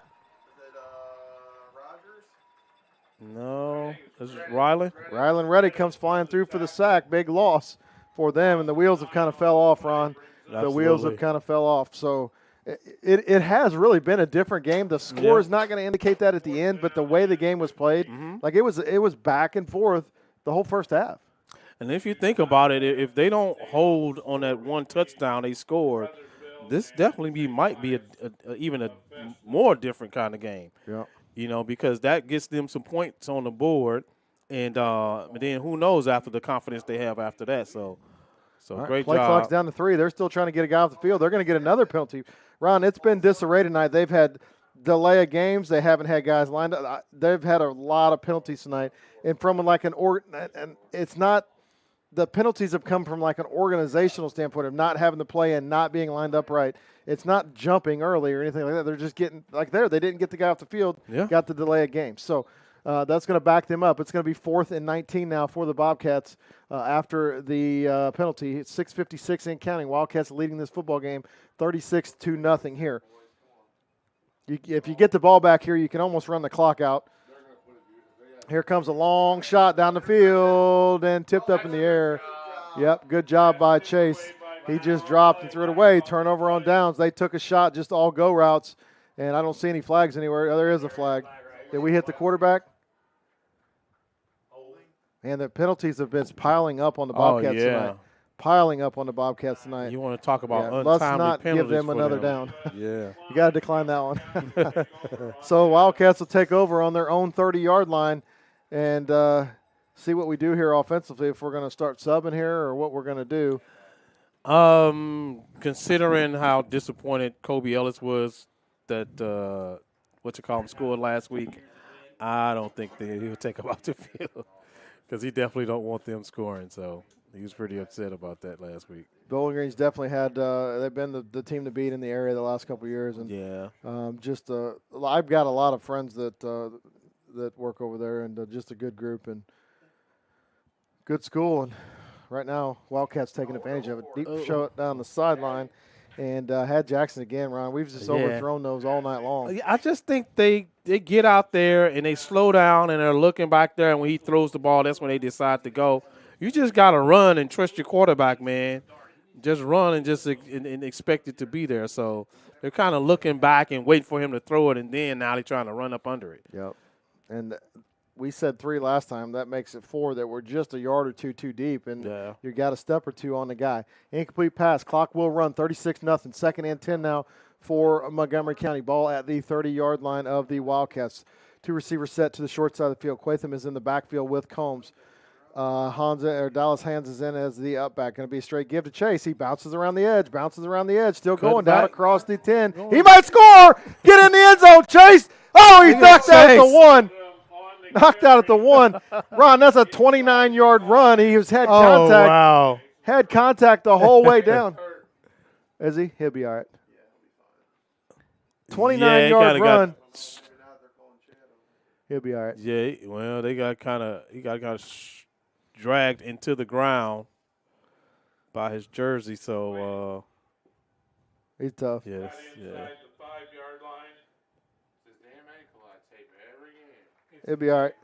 My argument to him is you just ran 29 yards and got tackled at the 1. What are we doing, Chase? He'll be all right. He's a tough kid. He takes after his mother, not his father. 5:23 and counting after the Oh, wow. Yeah, let's go. Let's get Kobe Ellis a run up the middle for a touchdown.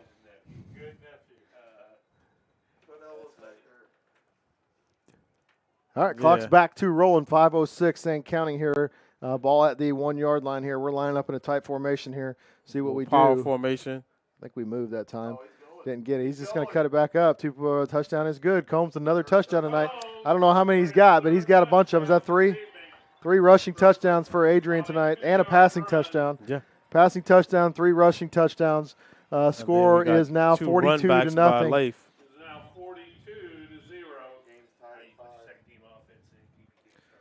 Ron, at this point, I feel pretty good about this.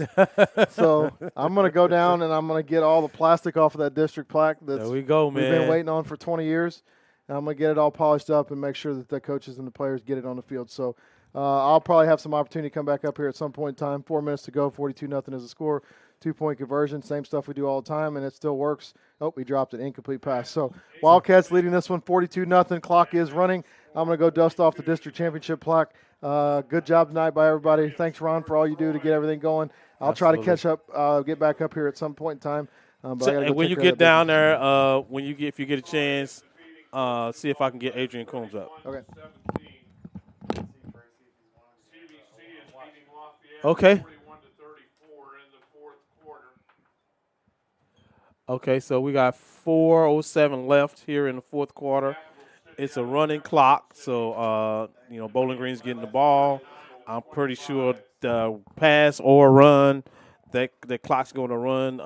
They probably got a little pride in them, and definitely try to get that ball into the end zone. But this is all but over except for zeros on the clock. So. St. Francis Forge at 26-19 in the fourth quarter.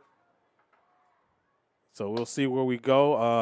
As I requested, I want to get Adrian Coombs up there. He's just put together such a great season. But as Adam said, I think 3 rushing touchdown and a passing touchdown. Lake McCurdy with the 2 running backs, 1 kickoff, 1 a punt. So we kick off, captured at the 20-yard line. He makes it to the 35, so about a 15-yard run by Bowling Green. So I'm thinking the clock still runs even though it's the kickoff. So this will be over pretty quickly here with a running clock. But what can you say, ladies and gentlemen? Again, if you 2005 guys are listening, if any of you guys are listening, I mean, look what they put together on your 20-year anniversary. Another district championship, and it's another opportunity to make it further, depending on we're driving 4 hours to Carruthers or 2 hours to Festus. We haven't got an update on the score. So Bowling Green runs it around the edge. Yeah. And we quickly give up the 6. Quickly give up the 6 with it was at the 35. So 64-yard run around the edge for Bowling Green. So as I said, man, they probably got a little pride going and wanted to get some points on the board, and you're still gonna have a running clock unless they get this 2-point conversion, then the clock stops. But you might have an onside kick. I mean, they're still going to try to get some points on the board, even though this game is just out of reach for them. So we just wait and see what happens, and hopefully we can stop them on this 2-point conversion. But they got power formation. He drops back. He passes it to he drops it. So drop pass in the end zone. Looked like it was right in his hand. So there you go. We keep the running clock. It's 42-6 now, Montgomery. So now we have the opportunity to bask in the glory of winning a district championship, and we got another game to play. So that means Fig and I, we're still going to be down to our 12, 14 to 17 kids for practice. At least it's not early morning practices this coming week. So, we practice in the evening. But Coach Smith came in to check out a basketball practice Monday morning. And, we just told him, hey, just keep the football team as long as you need them. So he's going to need them for another week. So, it's a proud time around here in Montgomery. Kids making the community proud, putting up 42 points. It's 42-6, 2:58 left. Wait for the kickoff. More than likely, it's going to be an onside kick. They look like they have a bunch of clean jerseys in now. A bunch of smaller kids as I look out on the field. So it looked like they went to their second-string kids also. So I'm sure they're probably going to look to kick the onside kick, and they do not. They kick it down the field. It's picked up by Ben Cobb. Ben Cobb takes it in maybe 15 yards.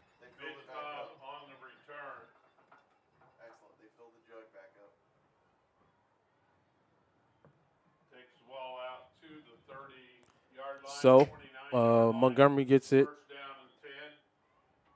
on their own 30-yard line, or 29-yard line. So it's 1st and 10 from the 29. Let me see. You got, well, I don't know. You got all those starters in there. You got the starters back in. You got a running clock. Maybe they want to be on the field to celebrate. But I'm pretty sure they won't do anything, too fancy, I would imagine. But hey, maybe the seniors, seniors say, hey, we want to finish on the field, and the coaches oblige them. But definitely don't want to do a lot of things. Chase was limping off after he had that long run, but he's back on the field. Oh, they're going to kneel it. Are they kneeling it? Yeah. So it's a victory formation. They're just going to kneel it down. But again, I mean, I'm thinking you have in your, those seniors and stuff, it's their last game at home in Montgomery. So, they want to finish on the field and be able to celebrate. We had some touchy times there, a couple of penalties, unnecessary penalties and stuff. But, again, that's probably pretty much the score from last time, wasn't it? 42-6. No, don't tell me they end with the same score. That would be amazing. Let me look that up. That would be crazy. Again, Combs takes a knee. Yeah, we finished this game with the exact same score as the last game, and that's 42-6. Well, that is crazy, right? Wow. So we kneeling down, clock's running. We probably have to run another play. 40 seconds left. Play clock is at 20, so we just gotta go one more down, and then this game is over. But how amazing is that? Again, we talked about it. So, Montgomery County District Champions, Class 2, District 2 champions. You get a plaque up on the wall, have another opportunity with the way these kids are playing, the confidence they have. Just got to bring on the next opponent, whoever it may be. So let's see some good sportsmanship out here. This is a position Bowling Green has been in several times. But the last time Montgomery was in it is 20 years ago. So we'll pay homage to that 20-year 2005 team that made it to the Dome. And to come back 20 years later and win another district championship. So congratulations. Great job by the referees. Thank you guys for coming from Jeff City. And I'm going to go ahead and play our long commercial. We're going to play our long commercial. We'll be back, and hopefully we'll have Adrian Coombs up. American Family Insurance, Sarah Johnson Agency. Sarah is looking to build a long tradition here in the Montgomery County area, in insurance and as a Wildcat supporter. She has been part of this community all her life and wants nothing but the best for you and your loved ones. Sarah offers life, home, auto, small business, and farm coverage. You can stop by 303 North Sturgeon Street in Montgomery City or call 573-564-2913. You can also email Sarah Johnson Agency at amfam.com. Please stop by and make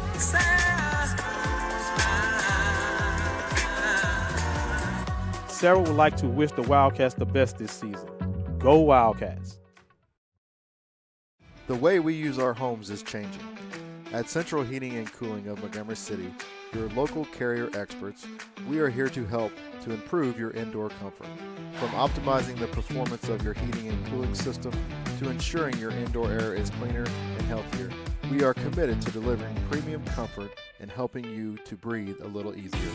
Call Brian or Rick at Central Heating and Cooling at 573-564-3020. Central Heating and Cooling would like to wish the Wildcats the best of luck this season. Go Wildcats. Jonesburg State Bank was established in 1921. That's over 100 years ago. Here we are over a century later, still doing what we do best, supporting our local community in every way we can and giving them the best in banking. Whether you're looking for a new bank, a mortgage for your first home, a land loan, or maybe just a new bank that feels a bit more like home, Jonesburg State Bank is here to welcome you to the family. Find out about our Wildcat debit card and more at jonesburgstatebank.com. Equal housing lender, member FDIC. People's Savings Bank believes in supporting our community. One way we do this is through Your Way Rewards. In fact, since starting Your Way Rewards in 2016, People's Savings Bank has given over $34,000 to the Montgomery County R2 School District. How does Your Way Rewards work?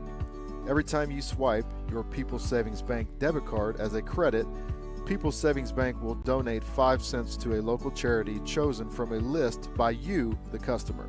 Stop by any of our 12 locations to make sure you are signed up for Your Way Rewards. People's Savings Bank, the people you know and trust. Member FDIC. People's Savings Bank would like to wish the Wildcats the best of luck this football season. Go Wildcats. Quatham Insurance has been in the Montgomery City area for over 30 years.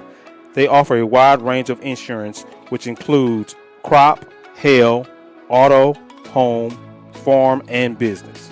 Stop by Quatham Insurance today at 131 North Walker Street in Montgomery City. You can reach them by calling 573-564-3896 or email info@kqins.com for a quote.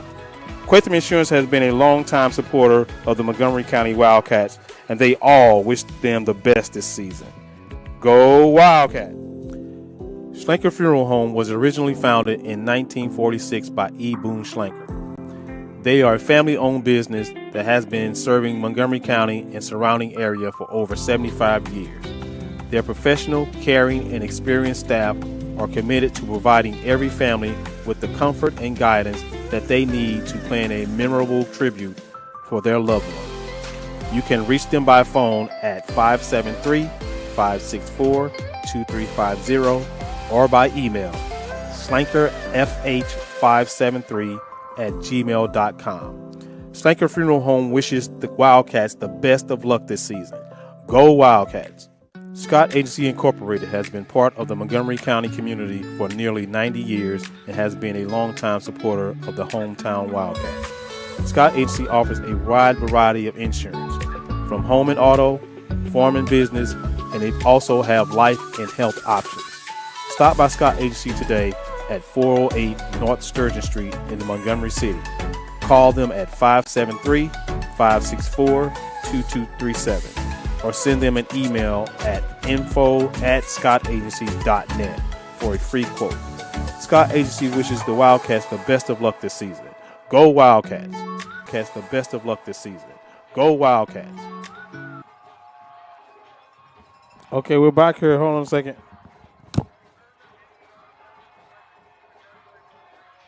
Okay. All right. Adam said, can you congratulate Bowling Green on the fine season? At this time, we would like to congratulate Bowling Green on a good end to their season, finishing second in the Okay, I had to take care of something right quick. So, oh man, 2025 Class 2 District 2 champions, the Montgomery County. Give me a little. Okay, first and foremost, I want to thank Joe Claycamp. That diagram you've been seeing all game because we can only do audio. He put that together. It's just fantastic. You had the Wildcat symbols, and in the background you had both of them fighting. That was just awesome. Hey, thanks Joe for putting that together for us. So again, thanks for a great season. We got one more game, Joe. So we're going on the road. We're doing audio only. The only thing, hopefully they can provide us with internet, but hopefully, we got my little hotspot there, and we're doing audio only going forward. So, hopefully that'll definitely go well, and we can entertain you guys that way also. So, but hey, district champions, what can you say? What can you say? Everybody's excited. Everybody's screaming out there. They still picking up the things on the field. I'm honestly speechless. I want to interview Adrian to just, talk about this game and about the season he's put together. Maybe his motivation just for doing so well. I mean, he's put together some great runs, passes, great decision making, just all season, and we'll probably touch on and he's the kind of kid that he's very humble, and he probably not even be worrying about that. Even if it is motivation for him to show that he should have been made the first team conference. He probably won't even say it. He probably won't even say that and just say, hey, he's looking forward and glad he's led this team and actually led. I mean, physically led this team to a district championship this season. So hopefully I'll get them guys up here in the meantime. But so that means next week, once we find out who won. Yeah, we find out who won the other game. I know going into that game, Carruthersville was a heavy favorite, if I'm not mistaken. So I just got an update from my brother that CBC is up 55-40 on the Lafayette Lancers. I think it's Lafayette Lancers out of Wildwood, Missouri. So that's 55-40. That's a high-scoring game. He said I think he said there's no defense being played in that. But anyway, again, we usually have some stats and stuff going. But Coach Brake is just, he's concentrating on. Yeah, he concentrated on the game and due to the great announcing that he does. That's probably Coach Brake. You probably heard on if you was on the Mission feed for Mission TV. There's the microphone on the huddle camera that captures all the crowd noise and stuff. So you probably heard Coach Brake on that. So I'm just waiting for those guys to come up and hopefully, but they might be in celebration mode and be like, yeah, Ron, we'll try to catch you next time. So I mean, I got another interview to do, you know what I'm saying? So I have to put that together and for next week, and depending on where we're going, it's just kind of weird how that would have worked out with Bowling Green kind of had the option to host or not or something, and yeah, that was kind of weird the way Adam explained that. But this is our last home game this season. Based on the way that things were structured way back when, I'm taking it they haven't had a district championship game here. So I'm thinking that's how that went based on, the way he said that the playoffs and stuff were structured back then, where Misha decided where your last 3 games were and who you were to play, and then that was considered your district championship. I mean, your district and how they played, but now it's more of a seed thing where they put you in a certain district, certain class, and then you play then. So you win a district championship at home. I mean, that's definitely got to be special for the kids, especially for the community. Now it's time to, hey, maybe get a banner put up. Who knows? So, but you take this momentum. You're going into the next game. No matter who you play, they got to get out there and lace them up and put the pads on and play against you also. So as much as they think that they'll do well against us, watching film, doing this, that, and other. Our kids are competitive. They're definitely competitive, and they've shown that. So, we're gonna give it a little time here. Hopefully, Adam will let me know. If they're going to come up again. Thanks to our sponsors. Thanks to our sponsors for every. I mean, this was. We're not done, so you still get some more advertising out there. Sliker Funeral Home, Scott Agency, Quatham Insurance, People's Savings Bank, Jonesburg State Bank, Central Heating and Cooling, and Sarah American Family Insurance. So thanks, Sarah. hope that foot of yours has gotten better. Last time I saw Sarah, she was in a boot. So hopefully she's better. So, okay. So my man came up to join me. Threw them headphones on, Adrian. Hey, congratulations, man. Thank you. Congratulations. Hey, so I was just telling everybody that you led this team to this district championship. You know, you definitely led. Not only just this game where you scored 3 touchdowns, ran 3 touchdowns, threw for a touchdown, late run of kickoff back and stuff. So just give me your thoughts on this, how special this is for you, man. It means a lot. We haven't really even been close to this game, and it's been 20 years since it's happened here, so it means everything. So did Coach make that? Is that something like a motivating factor for you guys? We all knew, so we bring it up all the time. But oh, really? Yeah. Absolutely. Well, and I was just saying on the air that to observe that 2005 team this year and have a lot of those guys come out, what a way to pay tribute to those guys. Sir. So you probably wasn't looking forward, and I told the people, I say he's probably too humble to say anything about this, but dude, you are a conference first team quarterback. I agree. I hope you know that. I agree. Right? And I interviewed you earlier in the year, and the decision making, the runs you've made.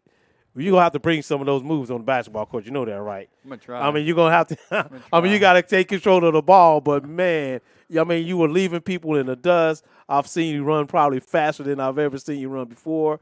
Adrian, you've just put together a great season, buddy. Thank you. Hey, thanks a lot. Thanks for coming up, showing your face. Say hi to the crowd. Say hi to your mom, man. Hey, Mom.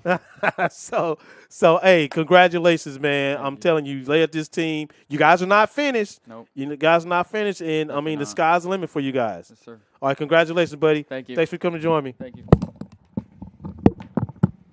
So it was Adrian Coombs. Wow. What can you say? He's going to put together a heck of a highlight reel. This game alone, what he's shown in this game alone, is going to definitely get some people looking at him and want him, that leadership and those abilities on their team. So good luck to him in the future. But, hey, you still got another game to play. So hopefully Coach Smith comes up and join us here in a minute. But matter of fact, let me write this question down about the kickoff so I don't forget. What's up with the kickoffs, my man?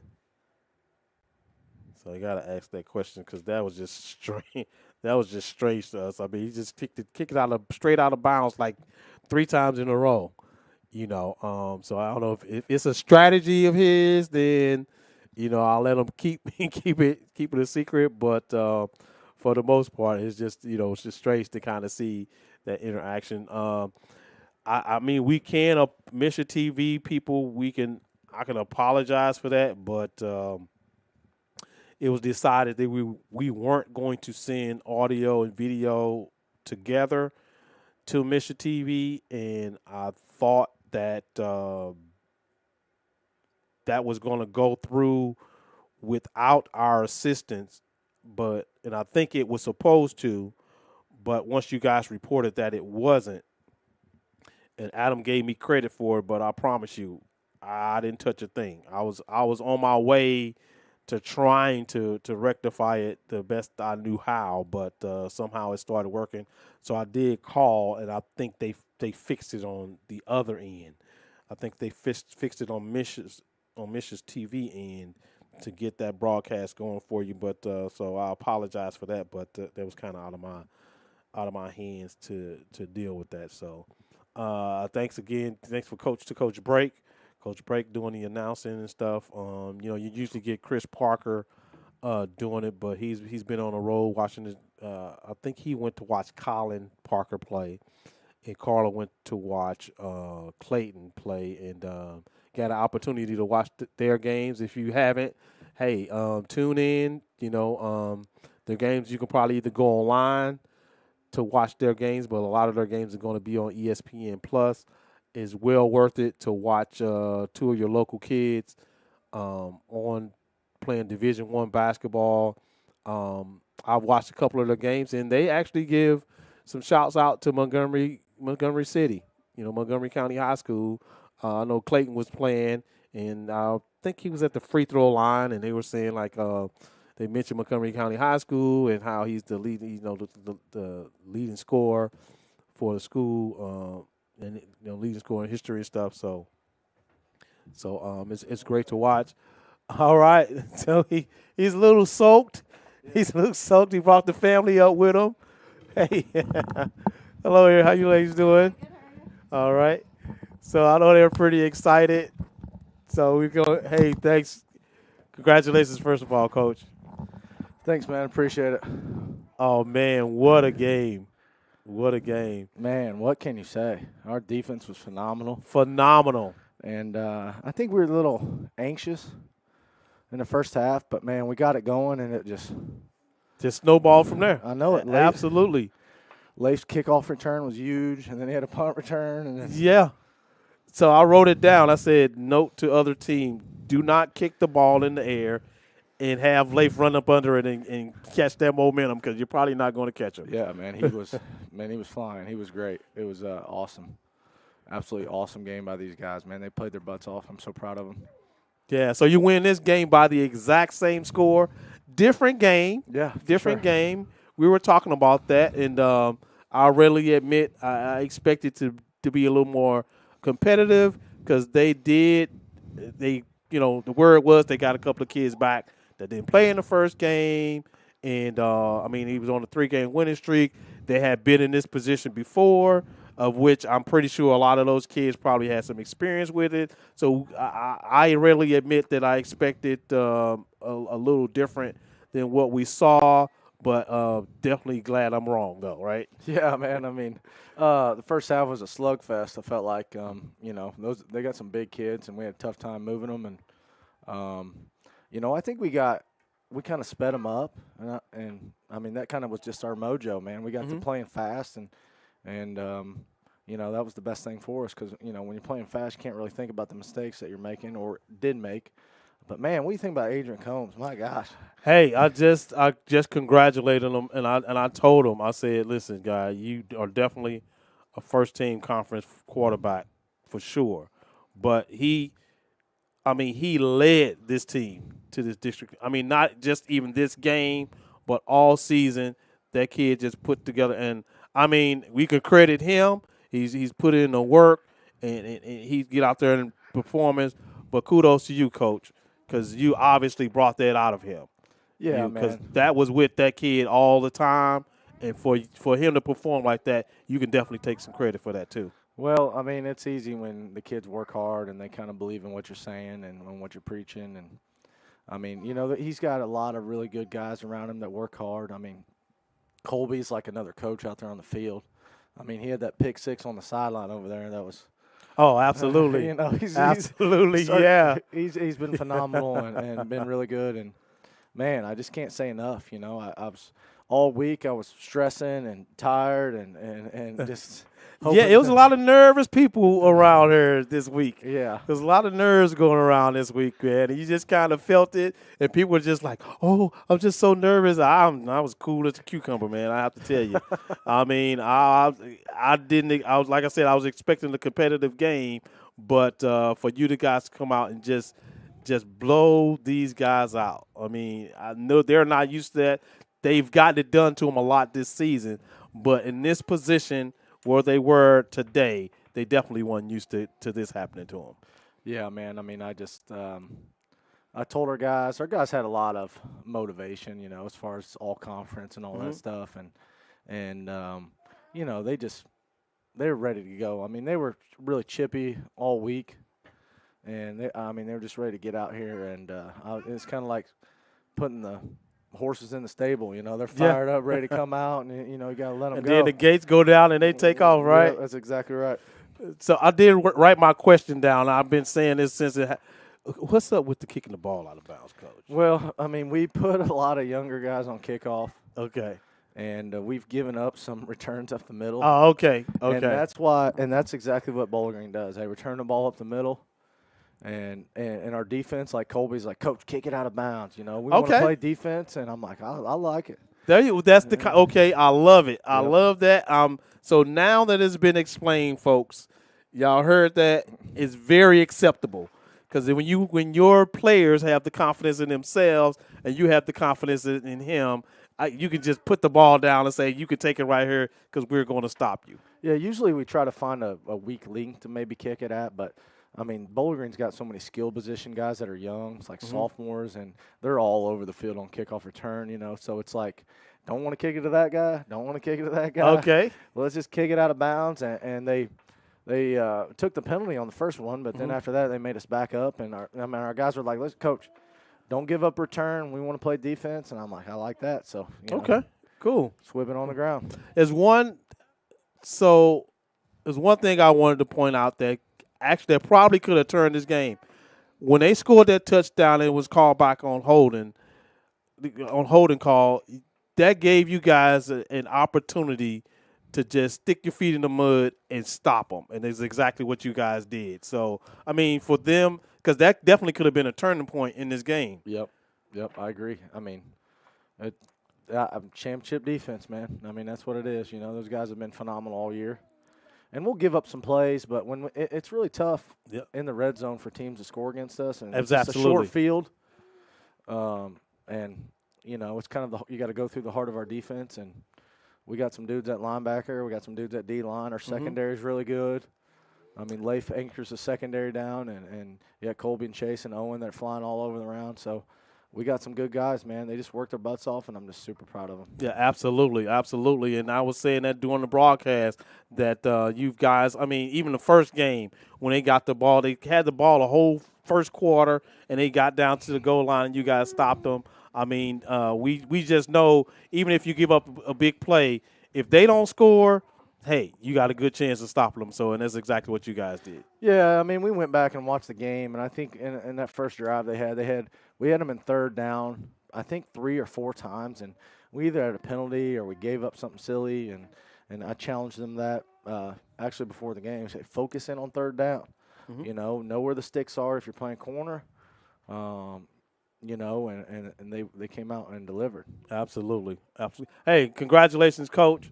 I mean, 20 years in the making, and you come in and you lead this team, a great bunch of kids, great bunch of communities behind you. Congratulations. Hey, and we're playing on Saturday, folks. Oh, we're playing a Saturday game, so it's going to be a little different. Youth basketball, we have to reschedule. We have to reschedule you guys because we got a football game to play. Hey, congratulations, Coach. Thanks for joining me. I appreciate it. Thanks for all you do, man. See you later. Hey, so there you go, ladies and gentlemen. Coach Smith. Coach Smith came up. What can we say? I mean, we can't say enough about how this season went. Congratulations to that football team, those seniors. And even the little guys, the underclassmen and stuff. It takes a team, definitely a team effort to put this season together. And we're playing another game. We're definitely playing another game. And after that, anything's possible. I mean, all the underdog movies, where I'm pretty if Carruthersville wins, they'll probably be favored. Who knows? But they still got to play us, and we'll be coming. We'll find out later on who won that game and where we'll be headed. I didn't know a lot about Festus. I remember they were in our. I want to say they weren't very good last year, if I'm not mistaken, because I believe they were in our district. If not last year, maybe a year before last. I remember Festus being in our district one year, and they were at the bottom of the district also. So anyway, hey, we'll find out who we play. We'll send out all the information. I don't know how this is going to look. We'll definitely at least have this to where we're doing audio and everything, but we don't know where we're headed. And hopefully my hotspot gets a great signal wherever it is, and we'll definitely bring you the audio broadcast moving forward. So thank you all for joining us. Congratulations again to the Montgomery County High School football team for Class 2 District 2 championship. So we'll see you guys next week. Just look for all the information. Again, apologize for Mission TV. We kind of know how that works now, so we'll make sure we get that going for you all. And have a great week.